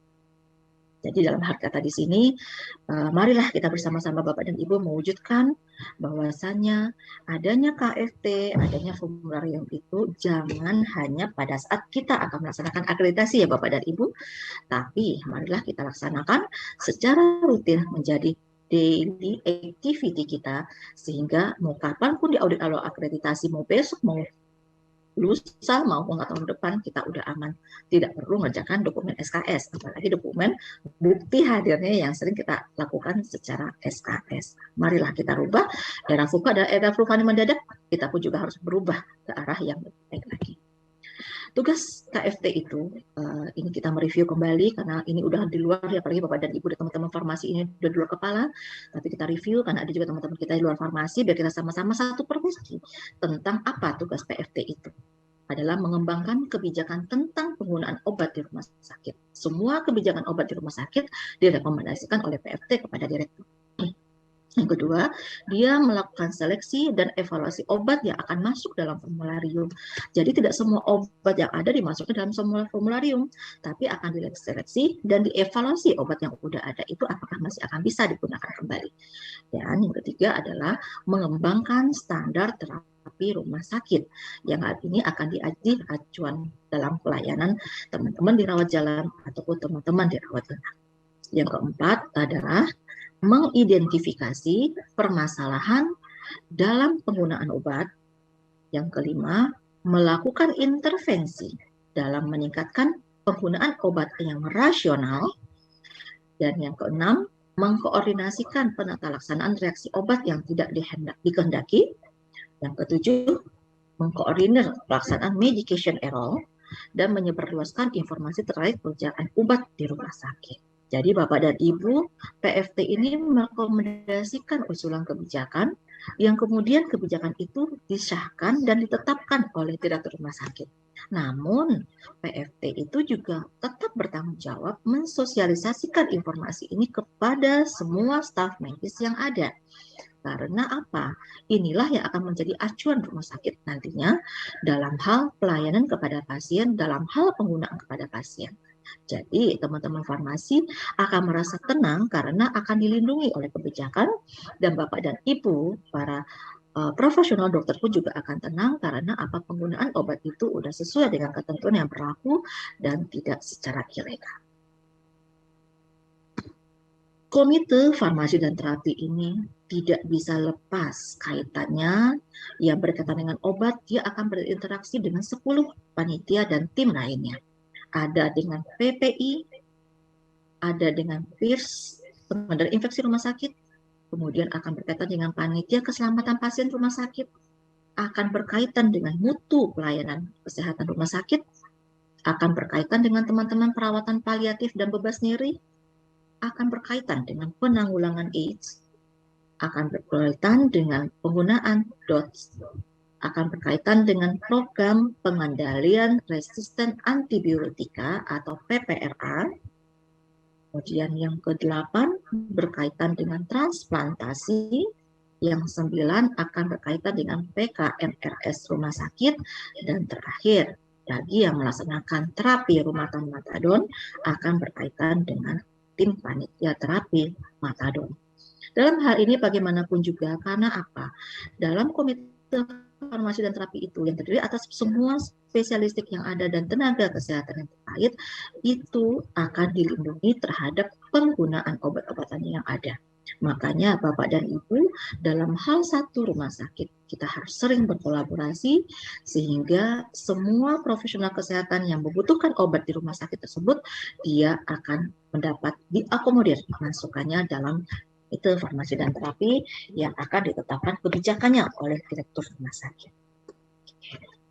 Semoga dapat dipahami ya Bapak dan Ibu. Selanjutnya, jika komite farmasi dan terapi tadi merekomendasikan penggunaan obat di rumah sakit, hal akhir yang akan dihasilkan adalah formularium rumah sakit. Untuk latar belakang hukum atau acuan yang melatar belakang kepada formularium rumah sakit ini, kita merujuk kepada keputusan Menteri Kesehatan Republik Indonesia nomor HK 001.07/Menkes/200/2020 tentang pedoman penyusunan formularium rumah sakit. Jadi Bapak dan Ibu kembali kita tegaskan di sini, Bapak dan Ibu tidak bisa memasukkan semua obat yang ada ke dalam formularium rumah sakit tanpa dasar. Karena ada aturan-aturan, adanya kebijakan-kebijakan yang menjadi polisi dalam hal penyusunan formularium rumah sakit. Hal ini udah di luar kepala nih bagi teman-teman farmasi, tapi mari kita review lagi apakah ada tahapan-tahapan ini yang mungkin terlewatkan oleh kita, apakah ada tahapan-tahapan ini yang mungkin terlupakan sehingga kita saat melakukannya bisa akan terjadi hal yang error karena tahapannya ada yang kita lakukan. Secara sepintas, ini review saja buat teman-teman. Ada obat formularium, obat yang direkomendasikan sebagai obat esensial untuk merawat pasien yang ada di pasaran dan semuanya ditulis oleh dokter. Kemudian obat yang disetujui untuk periode percobaan. Ini ada beberapa obat yang sudah beredar tapi baru masuk dalam formularium dan perlu dievaluasi 3, 6, atau 12 bulan oleh PFT atau KFT nantinya karena kondisinya penggunaan obat masih dalam periode percobaan. Kemudian obat formularium khusus, obat yang berada di pasaran direkomendasikan untuk pasien tertentu. Dan hal ini prinsipnya Bapak dan Ibu jangan lupa harus ada surat cinta dari dokter kepada panitia farmasi dan terapi untuk menjadi dasar bukti kita mengadakan obat tersebut setelah disetujui oleh panitia farmasi dan terapi. Yang keempat adalah obat yang dalam investigational drug atau obat yang dalam uji klinik. Ada beberapa dokter kita yang menggunakan ini dan ini akan dikaitkan dengan nanti babnya uji klinik. Nanti Bapak dan Ibu makanya harus hati-hati terhadap produk-produk yang berkaitan dengan uji klinik dan ini berkaitan dengan kondisinya MOU nantinya jika di rumah sakit Bapak dan Ibu ada menggunakan obat untuk uji klinik. Dan ada satu lagi adalah obat non-formularium. Setelah kita menjadinya suatu formularium, ada namanya obat non-formularium yang pada prinsipnya kadangkala ditulis oleh dokter dalam jumlah terbatas karena dibutuhkan dalam kondisi khusus dan hanya digunakan oleh staf medik senior dengan menggunakan belangko permohonan obat. Jadi Bapak dan Ibu dari garis bawah tadi intinya adalah kita dari bagian purchasing akan menyiapkan obat dalam rumah sakit. Intinya adalah adanya permintaan tertulis dari user yang telah disetujui, divaliditi oleh panitia farmasi dan terapi atau komite farmasi dan terapi untuk bisa kita adakan order atau kita purchase dalam kondisi pengadaan rumah sakit. Kalau tidak ada, apa dasar kita? Makanya Bapak dan Ibu kalau dokumennya udah lengkap aman, Bapak dan Ibu mau diaudit pun udah siap dengan segala dokumen yang ada. Kita bahas apa itu formularium rumah sakit. Ya, pada prinsipnya dalam peraturan 72 tahun 2016 di mana dalam sarana pelayanan farmasi rumah sakit bahwasanya rumah sakit harus menyediakan formularium rumah sakit untuk semua penulis resep, semua pemberi obat dan semua penyedia obat sebagai pedoman pilihan dan penggunaan obat di rumah sakit. Di mana formularium itu sendiri adalah merupakan daftar obat dan kebijakan penggunaan obat yang disepakati oleh staf medis, disusun oleh komite atau panitia farmasi dan terapi, dan ditetapkan oleh direktur atau kepala rumah sakit. Ya, ditetapkan dengan SK direktur oleh kepala rumah sakit. Dan formularium ini dapat dilengkapi dengan mekanisme kerja PFT dalam tata kelola formularium. Bab formularium ini Bapak dan Ibu dalam bab akreditasi akan menjadi sorotan pada PKPO 2 dalam hal pemilihan, perencanaan, dan pengadaan di obat rumah sakit sesuai dengan ketentuan yang berlaku di dalam kebijakan pengadaan dan pengadaan obat di rumah sakit. Padanya Bapak dan Ibu, meskipun kita membahas tentang alur PFT dan formularium pada pagi hari ini, pada prinsipnya proses pemilihan, perencanaan, dan pengadaan tetap mengikuti alur rumah sakit dengan negosiasi, sehingga rumah sakit mendapatkan harga yang terbaik yang diberikan untuk membantu proses efisiensi rumah sakit, apalagi biaya daripada obat dan alkes itu bisa mencapai 34% ataupun 5 sampai dengan 60% yang cukup besar Bapak dan Ibu. Kalau tidak open dalam pengelolaannya, maka ini adalah sebagai satu sumber faktor yang menyebabkan borosnya dan tidak efisiensinya rumah sakit. Apalagi jika ditemukan obat yang expired dan banyak sekali obat yang ditemukan oleh dead stock, sehingga Bapak dan Ibu sangat menyayangkan produk ini tidak digunakan akhirnya mati dan harus kita musnahkan. Jika kita berbicara tentang rumah sakit, apa sih manfaat PFT, KFT bagi rumah sakit itu sendiri? Ya, dengan adanya seleksi obat, dengan adanya pemantauan pengadaan obat, makanya kendali mutu dan kendali biaya obat yang akan memudahkan pemilihan obatnya secara rasional. Dan yang kedua, manfaatnya adalah mengurangi biaya pengobatan dan mengoptimalkan pelayanan pasien. Sehingga kita berharap stop error dan kita harapkan tidak terjadinya medication error. Itulah Bapak dan Ibu, walaupun dalam era VUCA banyaknya perubahan cukup cepat, banyaknya perubahan terhadap kondisinya obat baru, dalam proses pengadaan dan seleksinya kita sesuai dengan prosedur, insya Allah kendali mutu, kendali biaya, dan biaya pengobatan serta optimalisasi pelayanan insya Allah bisa kita wujudkan. Selain panjang tentang proses penyusunan formularium, prinsip utamanya kita mengacu kepada peraturan perundang-undangan yang berlaku, ke arah mana sih visi rumah sakit kita, ke arah mana sih pasien kita, ke arah mana sih jenis layanan yang akan diberikan. Ya, ada suatu rumah sakit jiwa, jangan banyak dia menyiapkan kondisinya obat-obat yang berkaitan dengan kondisinya diabetes ataupun jantung, ataupun malah kondisinya kemoterapi. Tidak sesuai dengan jenis layanan yang diberikan oleh rumah sakit. Makanya Bapak dan Ibu dalam bagian proses ataupun Bapak dan Ibu yang ada di farmasi, perhatikan misi rumah sakit kita ke arah mana, kebutuhan pasien kita ke arah mana, dan apa objek target kita pada tahun berjalan. Sehingga proses pengadaan obat itu kita bisa efisiensikan. Dan secara tidak langsung, dasar penyusunan formularium itu akan erat kaitannya adalah dengan formularium nasional, akan erat kaitannya dengan panduan praktek klinis di rumah sakit, dan yang ketiga sangat erat sekali adalah dengan hasil evaluasi penggunaan obat di rumah sakit. Jika Bapak dan Ibu sudah mempunyai formularium, obatnya dievaluasi. Karena bisa jadi dalam 3 bulan ada yang tidak jalan sehingga terkena slow moving. Dalam kondisinya 6 bulan ada lagi yang tidak jalan. Apakah kategorinya itu udah termasuk kategorinya slow moving juga atau kategorinya udah dead stock. Ada guna kondisinya obat yang ternyata dalam efek sampingnya cukup besar. Ini adalah acuan Bapak dan Ibu sebagai dasar untuk mengevaluasi sebagai dasar obat ini bisa kita adakan lebih lanjut atau tidak. Kalau obat itu udah slow moving dan dead stock, Bapak dan Ibu harus berupaya mencarikan solusi terhadap barang-barang yang dead stock ataupun slow motion ini untuk tetap bisa berjalan. Karena apa? Jangan sampai akan menjadi kerugian rumah sakit sehingga kendali biaya tidak bisa kita wujudkan. Makanya review daripada formularium itu minimal 1 kali dalam setahun kita laksanakan Bapak dan Ibu. Karena bagaimanapun juga nanti akan ditanya salah satu item daripada survei nantinya, sehingga Bapak dan Ibu tidak perlu mengerjakan survei secara mendadak, tapi sudah dilakukan secara bertahap yang dibuktikan dengan adanya RTL, rentannya tindak lanjut daripada hasil evaluasi yang Bapak Ibu lakukan terhadap formularium rumah sakit Bapak dan di sini ada paparan sedikit tentang rapat PFT. Rapat PFT itu secara teratur paling sedikit 2 bulan sekali dan untuk rumah sakit besar diadakan 1 kali 1 bulan. Di mana di sini kita mengundang para pakar dari dalam dan luar rumah sakit jika memungkinkan yang akan memberikan masukan kepada KFT Komite Farmasi dan Terapi dan memberikan ahli-ahli dan memberikan pendapat pada KFT. Dan yang ketiga, kita juga harus menetapkan quorum dalam hal pengambilan keputusan.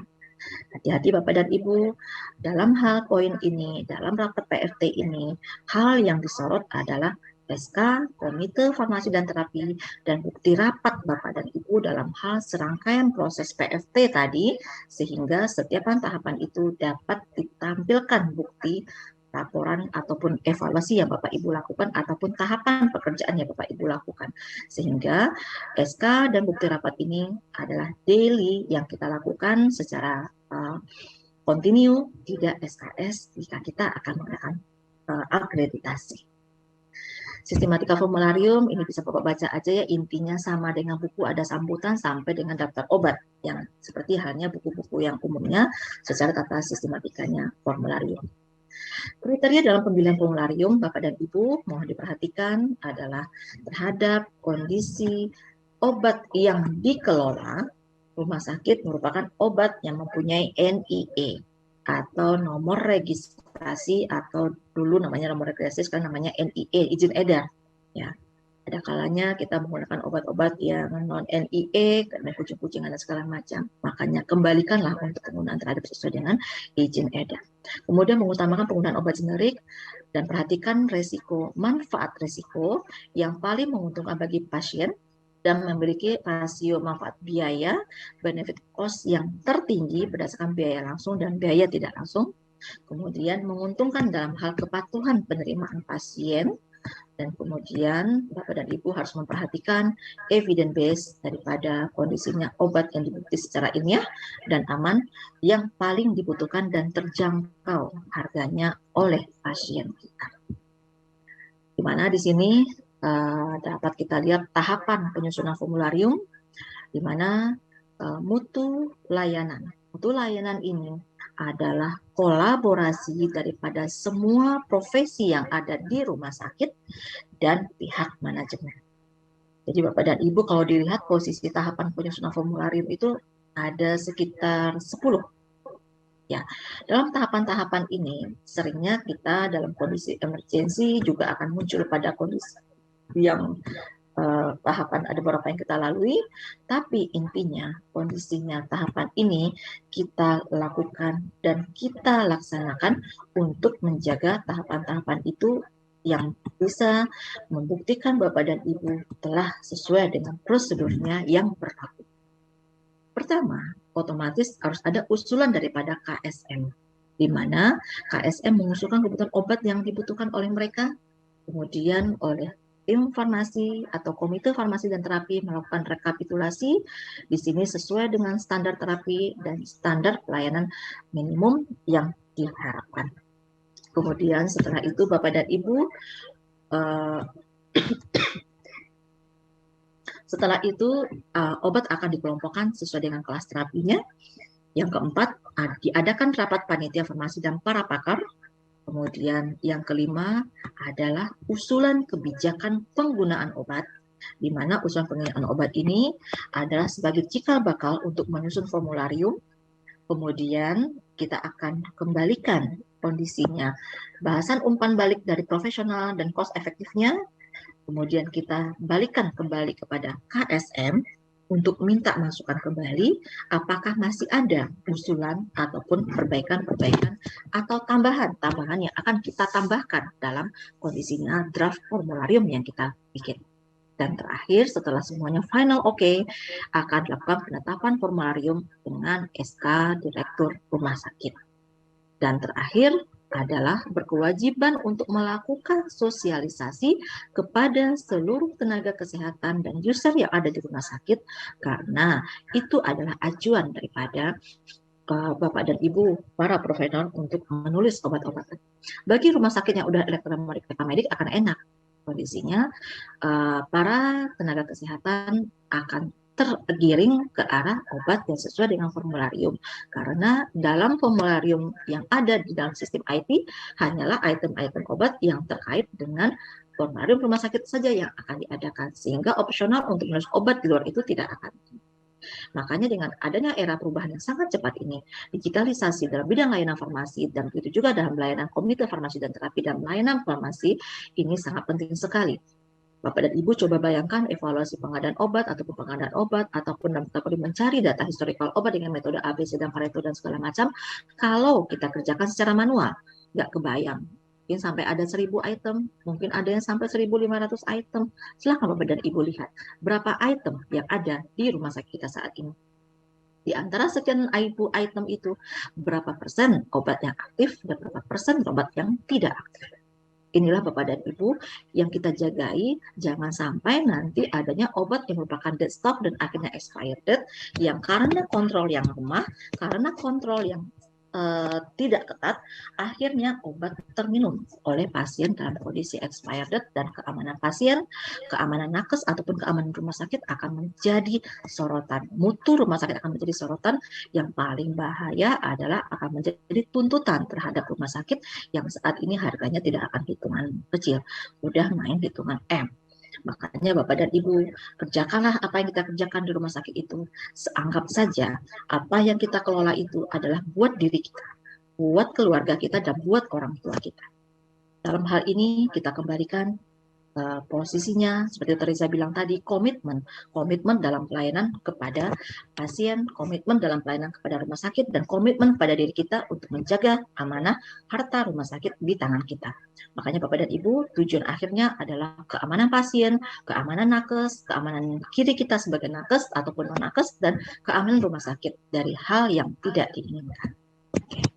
Dan terakhir kita akan masuk pada kondisinya evaluasi review formularium, di mana formularium yang ada di rumah sakit itu harus kita review, di mana kondisinya obat-obatan yang ada di rumah sakit itu akan bisa kita lakukan review terhadap formular ini, di mana kondisinya pengajuan permohonan tertulis daripada KSM dan PFT jika ada obat-obatan yang baru.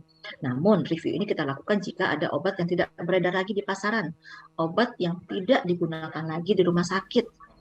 Kemudian sudah ada obat baru yang dengan nilai cost efektif dan obat lain yang efikasinya lebih baik dari efek sampingnya lebih kurang.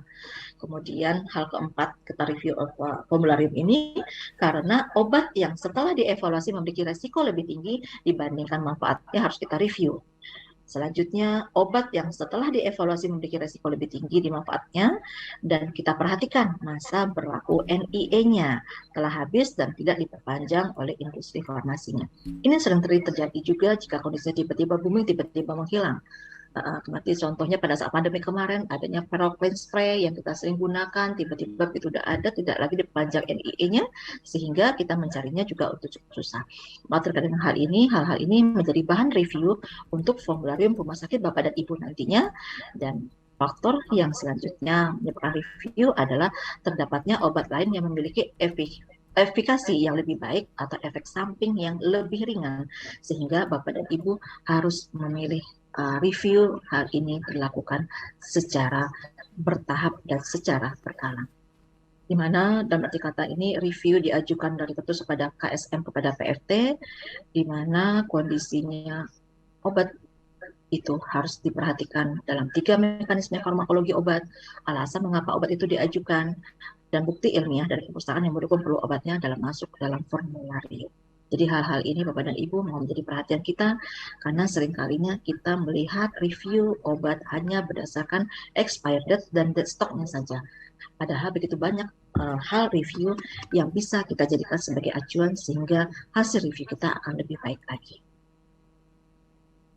Di sini dengan adanya formularium, dengan adanya usulan daripada Komite Farmasi dan Terapi, kita menerbitkan suatu kebijakan penggunaan obat di rumah sakit. Usulan-usulan ini bisa diberikan oleh Bapak dan Ibu dari Komite Farmasi dan Terapi kepada pihak manajemen, di mana adanya restriksi atau batasan terkait dengan kewenangan penulisan resep serta ketentuan lain yang diperlukan dalam peresepan yang rasional, antara lain dosis, jenis, dan jumlah maksimal obat, lama penggunaan, dan dokter penulis resep. Yang kedua adalah kebijakan substitusi obat, substitusi generik, dan substitusi terapeutik, yang intinya generik adalah memiliki zat aktif yang sama, namun kita tetap mohon persetujuan pada dokter penulisnya dan pasien. Yang kedua, substitutif terapeutik adalah sediaan obat yang aktif namun berbeda kelas terapinya, yang mana tetap juga dalam persetujuan daripada dokter. Dan yang ketiga, adanya kebijakan penggunaan obat di luar formularium, sehingga pengajuan tertulis, rekomendasi PFT, dan batasan waktu tertentu harus dituliskan secara jelas. Kenapa Bapak dan Ibu hal ini harus menjadi perhatian kita? Karena nanti kita akan perlu melakukan monitoring dan evaluasi, sehingga kita akan mengetahui berapa ketepatan atau kesesuaian obat yang kita siapkan, dan berapa obat yang kita patuh terhadap formularium tersebut, dan berapa persen yang tidak patuh terhadap formularium. Bapak dan Ibu bisa bayangkan jika seandainya Bapak dan Ibu melihat begitu banyaknya persentase obat yang tidak patuh terhadap formularium, bagaimana kendali biaya yang akan kita wujudkan di rumah sakit kita.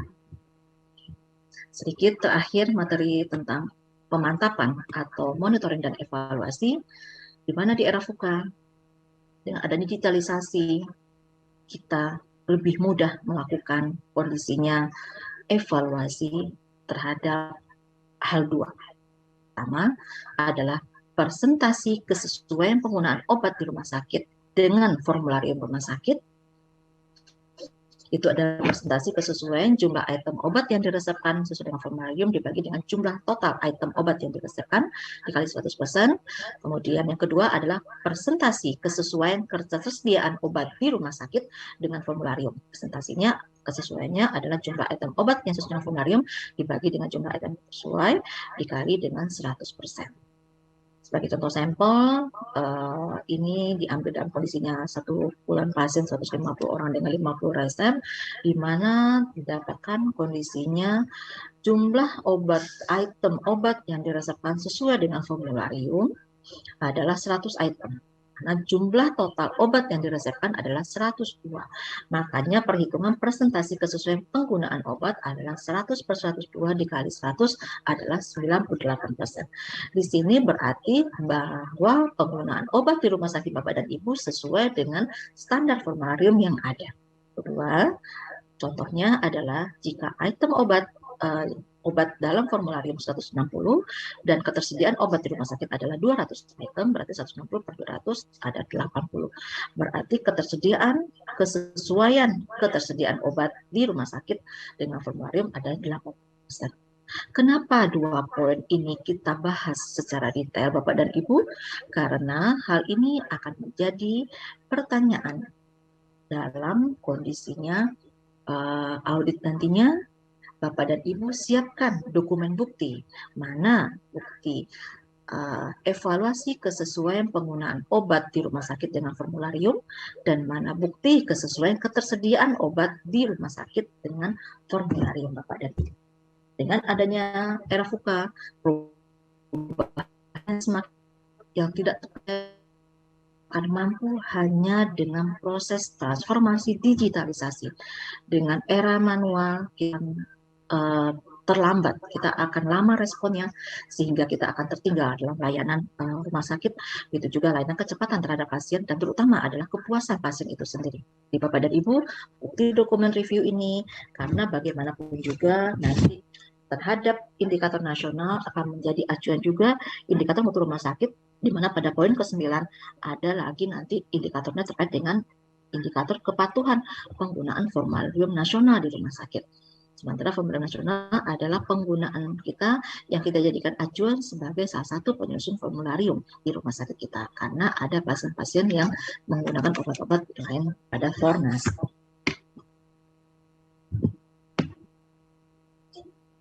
Di sini sebagai akhir daripada paparan kita dari awal sampai akhir tadi Bapak, kembali kita review lagi slide kita, rumah sakit padat karya, padat pakar, padat modal, padat teknologi, padat pasien dan padat bahaya. Dengan adanya revolusi 5.0, kita harus mampu secara bersama-sama, kita harus mampu secara kritis berpikir, kita harus kreatif dan inovatif,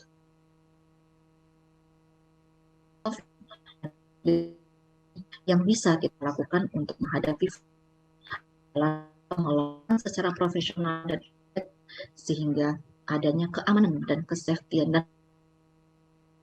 dan diri tenaga kesehatan dan rumah sakit.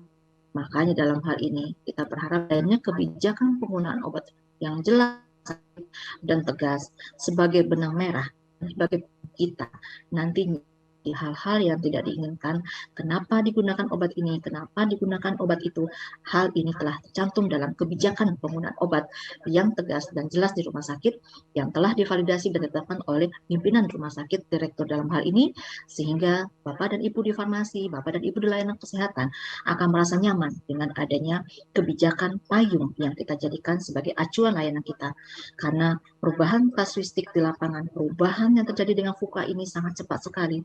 Apakah kita akan mampu bertahan transformasi digitalisasi dan transformasi rumah sakit kita, farmasi kita yang mau berubah, itulah yang akan diharapkan. Jika tidak mau berubah, kita akan tenggelam dan tidak ada satupun mutu rumah sakit yang akan bisa banggakan bagi layanan pasien. Demikian Bapak dan Ibu yang dapat saya sampaikan. Mohon maaf jika hal penyampaian ada hal yang kurang berkenan.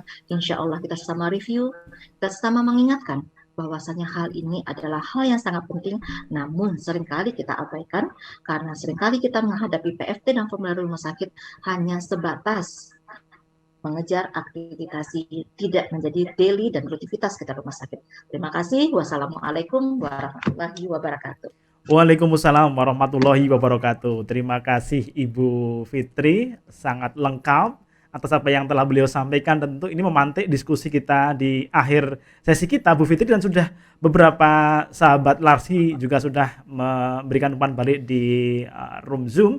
Kita bacakan beberapa pertanyaan, nanti Bu Fitri bisa menjawab pertanyaan yang telah disampaikan oleh sahabat Larsi ini. Pertama ini dari Ibu Ayudiah.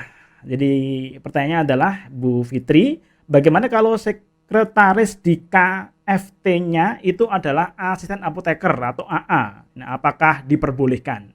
Silakan Bu Fitri. Ya. Baik, terima kasih Ibu Diah. Ya, sesuai daripada kondisinya peraturan yang telah kita sampaikan di depan tadi dalam dalam keputusan Menteri, di mana telah ditentukan dalam arti katanya ketuanya dokter atau apoteker, kemudian kategorinya sekretarisnya adalah dokter atau apoteker. Jika ketuanya dokter, berarti sekretarisnya adalah apoteker. Jika ketuanya apoteker, makanya sekretarisnya ada dokter. Kenapa?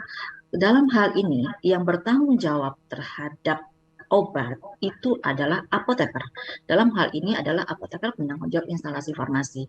Yang dalam arti kata, Mas Budi dan Bu Dia dan Bapak Ibu semua, kalau saya sering berpersepsi dengan teman-teman di lapangan dulu, kalau farmasi itu sebenarnya kaki kita sebelah di dunia bebas, sebelah dunia ada kita di penjara. Kenapa? Salah sedikit kita bisa masuk UI. Tapi kondisinya jika kita jaga dengan aman, insya Allah kita akan selamat. Kenapa? Kalau kondisinya asisten apoteker, kita akan berargumen dengan para kondisi profesional lainnya, kita akan berdiskusi dengan kemampuan kita untuk bernegosiasi dengan tenaga dokter dan tenaga profesional lainnya itu juga akan diharapkan. Makanya kita kembalikan pada Kementerian Kesehatan bahwasanya itu adalah apoteker. Jadi tetap kita kembalikan kepada fungsi dan aturan yang berlaku tetap apoteker. Demikian Pak Budi, Iya, Mas baik. Budi ya, semoga dapat dipahami. Iya, terima kasih Bu Fitri. Itu pertama nih, masih ada beberapa pertanyaan yang lain. Ini ada dua pertanyaan yang sebenarnya hampir sama, mempertegas saja dari pertanyaan yang pertama Bu Fitri. Dari Rumah Sakit Jiwa di Provinsi Bali dan juga oleh Pak Izudin ya, Sabana. Ketua KFT, lagi-lagi ketua KFT atau sekretaris KFT ini kalau dokter apakah cukup dokter umum atau harus dokter spesialis? Mungkin ini perlu ada penegasan saja Bu Fitri. Ya, baik. Terima kasih Bapak. Bahwasanya untuk kasihnya ketuanya adalah dokter, kita berharap kondisinya itu adalah dalam tanda kutip adalah orang yang diseganin, dan jika mungkin kondisi ada ke spesialis ataupun nanti dokter umum yang diseganin, karena secara prinsip apa? Ketua PFT ini yang dibutuhkan adalah rangkulannya, negosiasinya dengan para KSM lainnya. Jadi kita berharap dengan adanya ketua KFT ini adalah yang mempunyai power, yang punya lingkup pergaulan yang luas, yang bisa persuasif, yang bisa negosiasi dan berusaha untuk mempersuasifkan para dokter-dokter dari semua KSM sehingga apa tujuan daripada Komite Farmasi dan Terapi ini bisa kita wujudkan. Makanya sering kita garis bawah underline-nya bahwasanya adalah kalau bisa ini adalah orang yang disegani karena bagaimanapun juga akan jadi dituakan nantinya akan menjadi dihormati sehingga kata-katanya akan juga sering dipersuasifkan akan bisa diikuti. Demikian Mas Budi dan Bapak. Iya, baik, ini menarik ini ya. Jadi orang yang disegani di rumah sakit tentu dengan profesi dokter ya tadi atau apoteker ya. Jadi kalau misalnya ada apoteker yang memang sudah mungkin senior dan disegani, bisa jadi adalah yang bersangkutan. Dan tentu bisa berkomunikasi dengan para pihak yang ada di internal rumah sakit. Karena rumah sakit multi tadi ya, ada padat SDM, padat macam-macam lah kira-kira demikian seperti paparannya Bu Fitri. Baik, kita lanjut ke pertanyaan berikutnya Bu Fitri. Ini dari Pak Laudi Surah, izin bertanya, apa beda antara PPI dan PIRS dalam tugas pokok dan fungsi seperti dalam paparannya yang Ibu sampaikan tadi? Silakan Bu. Ya, baik. Terima kasih Bapak. Kalau PPI pada talkshow minggu lalu tadi disampaikan gamblang oleh Ibu Kosti, di mana adalah pengendali panitia pencegah pengendali infeksi di rumah sakit. Kalau PPRS ini dalam arti kata ini adalah kolaborasi daripada berbagai unit yang terkait di dalam PIRS, di mana kondisi PIRS itu juga adanya sterilisasi, adanya laundry, ada segala macam. Dari kalau PPI lebih cenderung pada pengawasan terhadap kondisinya yang ada di lapangan. Semoga itu Bapak. Tapi nanti secara gamblangnya itu bisa nanti dilihat dalam konteks kebutuhan yang kita butuhkan di rumah sakit, PPI, pencegahan infeksi di rumah sakit yang dilaksanakan oleh panitia yang terkait dengan PIRS, di mana kondisinya PIRS ini juga terkait berkolaborasi, CSSD, ada juga farmasi, karena di situ juga ada juga gizi, segala komponen yang ada. Sehingga PPI ini lebih kepada panitia pencegahan terhadap kondisi yang monitoring apa yang kita lakukan di rumah sakit. Mungkin demikian, tapi saya tidak berharap tidak puas, nanti bisa akan mengikuti talkshow daripada Larsi untuk next talkshow ya Bapak. Iya, baik, terima kasih. Dan tentunya tema-tema yang lebih spesifik membahas terkait dengan pertanyaan-pertanyaan tadi ya, Bu Ya, betul. Fitri. Baik. Nah, ini kita masih punya waktu, Bu, sekitar 15 menit ke depan. Jadi kita masih akan bersama dengan sahabat Larsi ini. Ini pertanyaan berikutnya dari RSGM Inpat, Pak Faisal nih. Bu Fitri bertanya terkait dengan dari Rumah Sakit Khusus Gigi. Formularium apakah khusus berisi mengenai obat-obatan atau boleh berisi alkes dan BMHP? Juga kebetulan di rumah sakit kami variasi alkes untuk tindakan gigi lebih banyak dibandingkan dengan obat-obatan. Monggo Bu Fitri. Secara prinsip formularium memang lebih cenderung kepada penggunaan obat-obatan yang ada di rumah sakit, sehingga kondisinya itulah Bapak, dalam era digitalisasi revolusi 5.0 ini kita diminta untuk kreatif dan inovatif. Apalagi kita nggak bisa pungkirin seperti yang Bapak dari SM bilang tadi, alkes itu atau BMHP itu akan lebih banyak dibandingkan juga kondisinya obat-obatan. Jika seandainya obat-obatan sekitar 1.000 atau 1.500, makanya BMHP dan alkes itu jika diledarkan juga akan berada sekitar 750 dengan kondisi 1.000 sampai dengan ukuran panjang pendeknya akan bisa bedakan. Dalam hal ini Bapak dan Ibu, formularium fokus kepada obat, sementara alkes itu lebih baik kita dari rumah sakit membuat standar alkesnya juga. Kalau bisa berkembang kepada standar bahan makanan yang ada di gizi, berkembang juga kepada standar formula susu yang ada di rumah sakit, sehingga barang obat alkes yang ada di rumah sakit sampai ke lab dan radiologi kita mempunyai standar baku yang ditetapkan oleh pimpinan rumah sakit, sehingga dalam hal pengadaan kita tidak main merek ini pertama, bulan depan merek kedua, merek ketiga, akhirnya akan sekian banyak item alkes yang ada di kita. Jadi formularium hanya sebatas obat, namun tetap Bapak dan Ibu bikinlah semacam formularium untuk alkes atau standar, lebih tepatnya kita namakan standar penggunaan obat, standar penggunaan alkes dan BMHP di rumah sakit yang kita punya tersendiri, karena bagaimanapun juga lebih cenderung BMHP dan alkes itu dikembalikan kepada kebijakan rumah sakit, misalnya sharing kita akan menggunakan tipe yang mana, butuh seperti apa, begitu juga hanya dengan BMHP kasa, kita butuhnya kasa yang apakah dalam bentuk gulungan yang kita packing sendiri, atau kasa yang kita butuhkan udah siap dalam packing, itu kembali kepada kebijakan rumah sakit. Jadi harapannya formularium itu bisa kita bikin menjadi standar alkes satu lagi di rumah sakit ya Bapak dan Ibu, untuk menyiapkan diri kita siap dalam revolusi kreatif dan inovasi pada poin ketiga revolusi 5.0 nanti.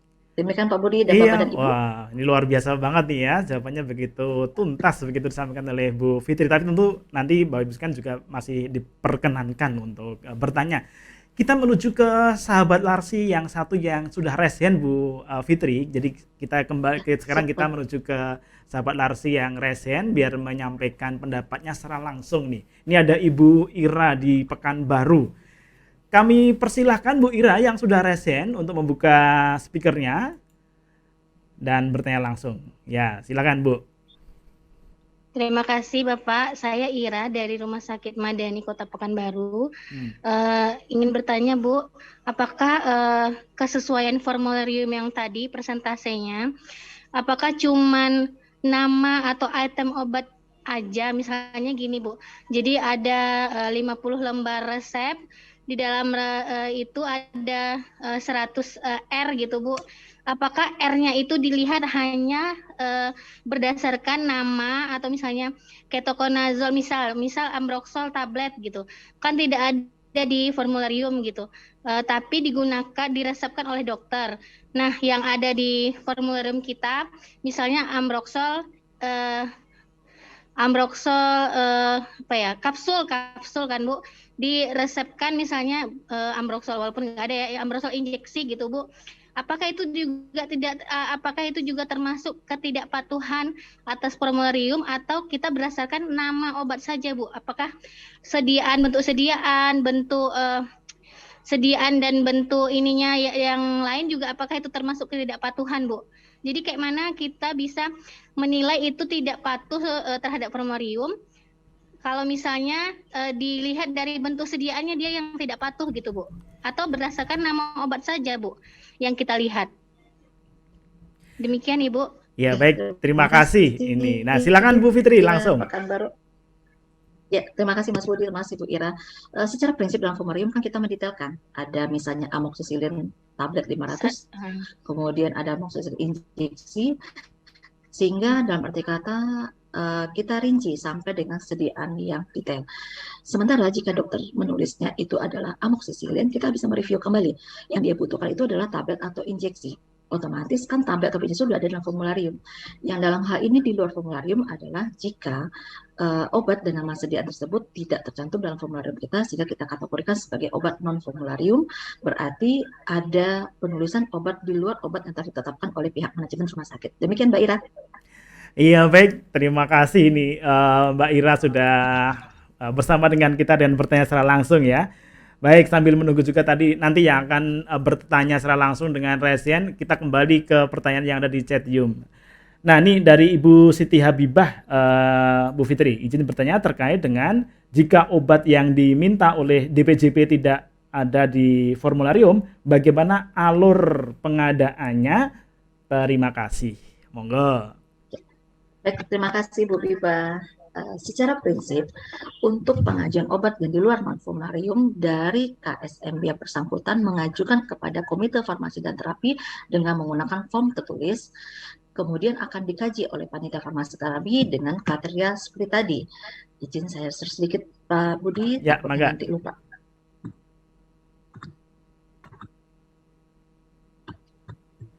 Ya. Jika seandainya obat tadi tidak ada dalam formularium diusulkan secara tertulis oleh KSM, kemudian dari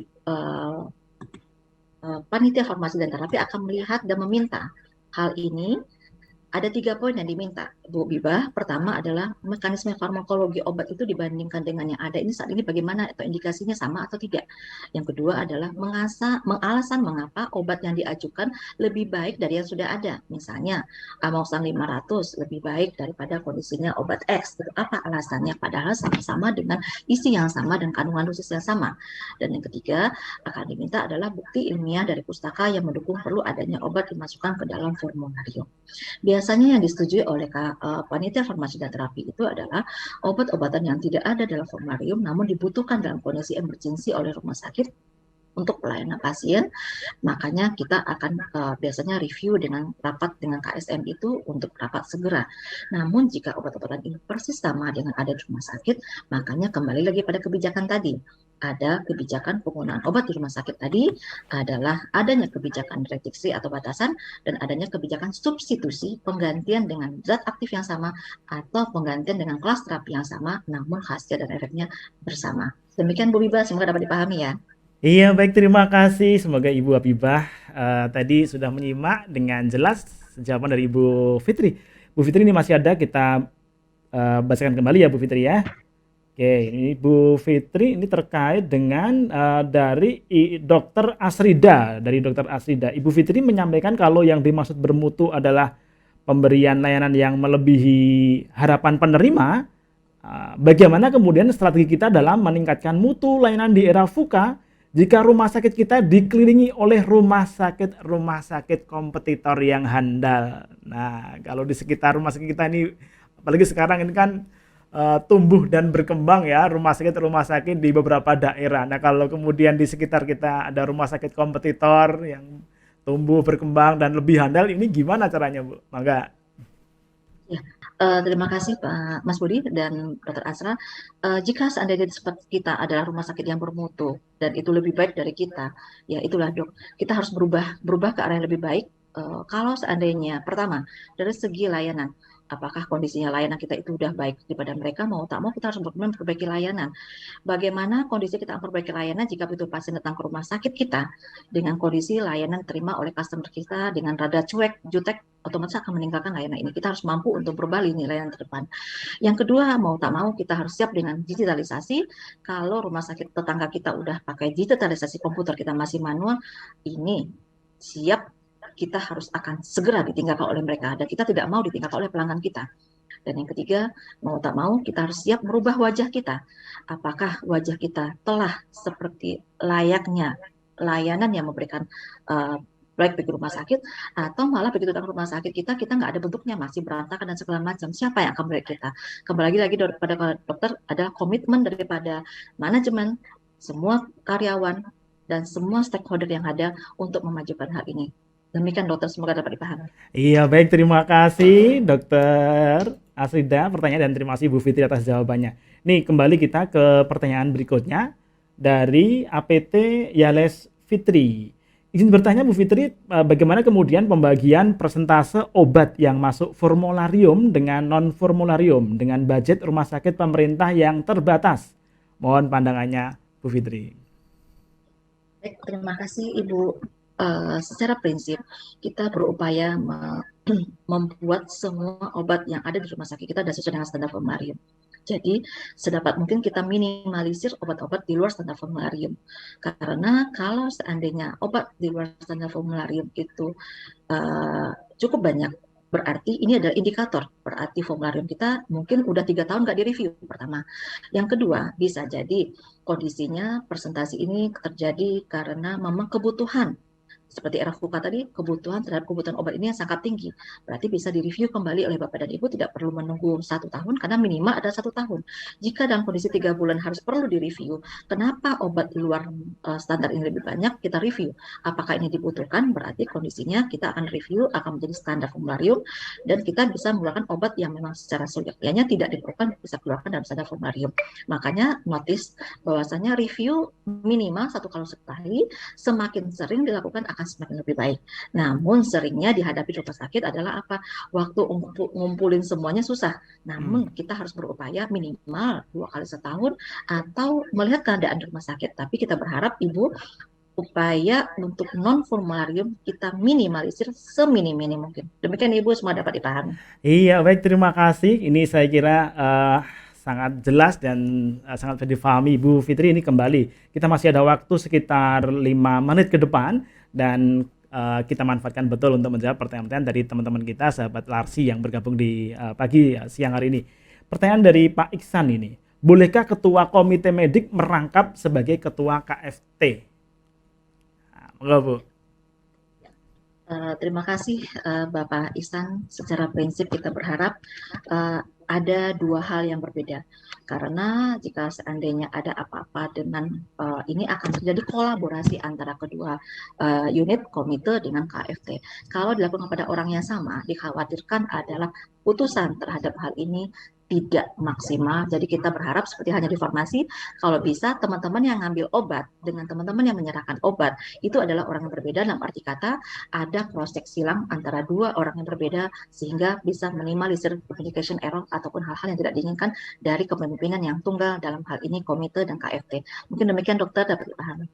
Baik, terima kasih. Ini kita tinggal sesi di akhir ini. Ada satu pertanyaan yang saya kira mesti kita jawab juga Bu Fitri. Ini pertanyaan terakhir dan jawaban terakhir juga dari Bu Fitri. Selebihnya nanti kalau Bapak Ibu sekalian ada pertanyaan, nanti kita akan jawab melalui email Bapak Ibu sekalian. Ini pertanyaan terakhir Bu.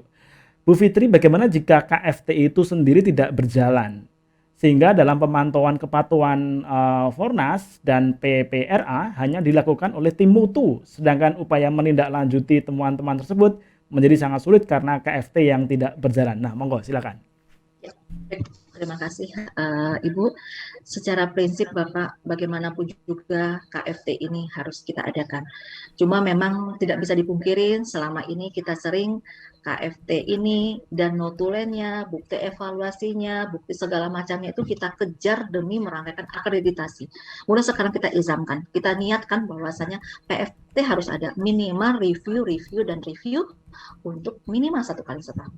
Karena bagaimanapun juga Bapak, mutu bukan jobnya daripada terhadap evaluasi obat, seleksi obat, dan usulan kepada pihak manajemen hanya satu, Komite Farmasi dan Terapi, yang itu sebagai dasar direksi untuk memutuskan suatu kebijakan penggunaan obat di rumah sakit. Sementara kompetensinya Komite Mutu tidak sampai kepada kompetensinya PFT yang terdiri atas semua spesialisasi yang ada di rumah sakit, apotekernya, dan tenaga kesehatan lainnya ada di rumah sakit. Demikian Ibu dan Bapak, semoga dapat dipahami. Iya baik, terima kasih Bu Fitri, luar biasa. Tidak terasa hampir 120 menit kita telah bersama dalam Larsi Talkshow. Dan Bu Fitri tadi kalau di awal menyampaikan pantun, saya kira menarik kalau di akhir sesi ini juga Bu Fitri juga menyampaikan pantunnya. Monggo Bu Fitri. Ya, siap, mohon izin Mas Budi untuk closing statement dengan pantun saja ya Bapak dan Ibu. Bunga mawar, bunga melati. Cakep. Sungguh harum baunya. Cakep. KFT rumah sakit harga mati. Ya. Untuk hasil yang tiada duanya. Wow, luar biasa. Saya juga ada pantun buat satu lagi nih. Saya dulu balas dulu Bu Fitri ini. Ini buat Bu Fitri nih. Buah duku, buah kedondong. Bu Fitri memang keren dong. Cakep. Silakan Bu Fitri, pantun penutupnya. Balas lagi, ya siap. Burung nuri, burung pipit. Cakep. Terbang di depan pintu. Efisiensi rumah sakit melalui obat. Dapatkan layanan rumah sakit yang bermutu. Luar Salam biasa. Larsi. Salam Larsi. Baik, terima kasih Bu Fitri atas paparannya. Terima kasih atas jawabannya. Bapak Ibu sekalian, sahabat Larsi dimanapun Anda berada. Kiranya demikian Larsi Talkshow kita di seri yang ketiga ini. Dan sebelum kita akhiri, kami sampaikan bahwa Bapak Ibu sekalian yang akan meminta, atau tadi banyak juga yang di chat room bertanya terkait dengan bagaimana pendampingan survei oleh Larsi, maka silakan Bapak Ibu untuk simak di website Larsi, larsi.id. Sekali lagi buka di websitenya Larsi, larsi.id. Jangan salah ya, Larsi. Nanti di bawah ini ada ini www.larsi.id, kemudian juga Facebooknya di Lembaga Akreditasi Rumah Sakit Indonesia, Twitternya di Larsi ID, kemudian YouTube-nya di Larsi, Lembaga Akreditasi Rumah Sakit Indonesia. Bapak Ibu sekalian yang terlewatkan informasi, pengetahuan, dan juga paparan tadi, nanti bisa kembali dilihat di YouTube-nya Larsi. Ingat, YouTube-nya Larsi adalah Larsi, dalam kurung Lembaga Akreditasi Rumah Sakit Indonesia. Nah, jadi jangan berhenti hanya di Larsi, tapi lengkap. Larsi, Lembaga Akreditasi Rumah Sakit Indonesia. Nanti seluruh video ini akan ditayangkan di sana dalam beberapa saat setelah acara ini selesai. Dan berikutnya yang Bapak Ibu sekalian, daftar hadir akan kami tayangkan. Silakan nanti segera mengisi daftar hadir di chat you. Dan berikutnya juga jangan lupa untuk memberikan masukan, saran, tema, atau apapun begitu kepada Larsi dengan cara scan QR code yang satu ini. Tapi nah ini sudah muncul. Silakan Bapak Ibu sekalian untuk scan menggunakan HP Bapak Ibu sekalian. Nanti Bapak Ibu sekalian kami mohonkan memberikan masukan, ide-ide, gagasan, dan ataupun yang lain kepada Larsi agar kita selalu bisa menjadi mitra baik Bapak Ibu sekalian, mitra baik untuk menjaga dan meningkatkan mutu rumah sakit di Indonesia, terutama di era VUCA. Baik Bapak Ibu sekalian, kiranya demikian diskusi kita, Larsi Talkshow kita di segmen ketiga ini. Dan jangan lupa terus bersama dengan Larsi dalam acara Larsi Talkshow.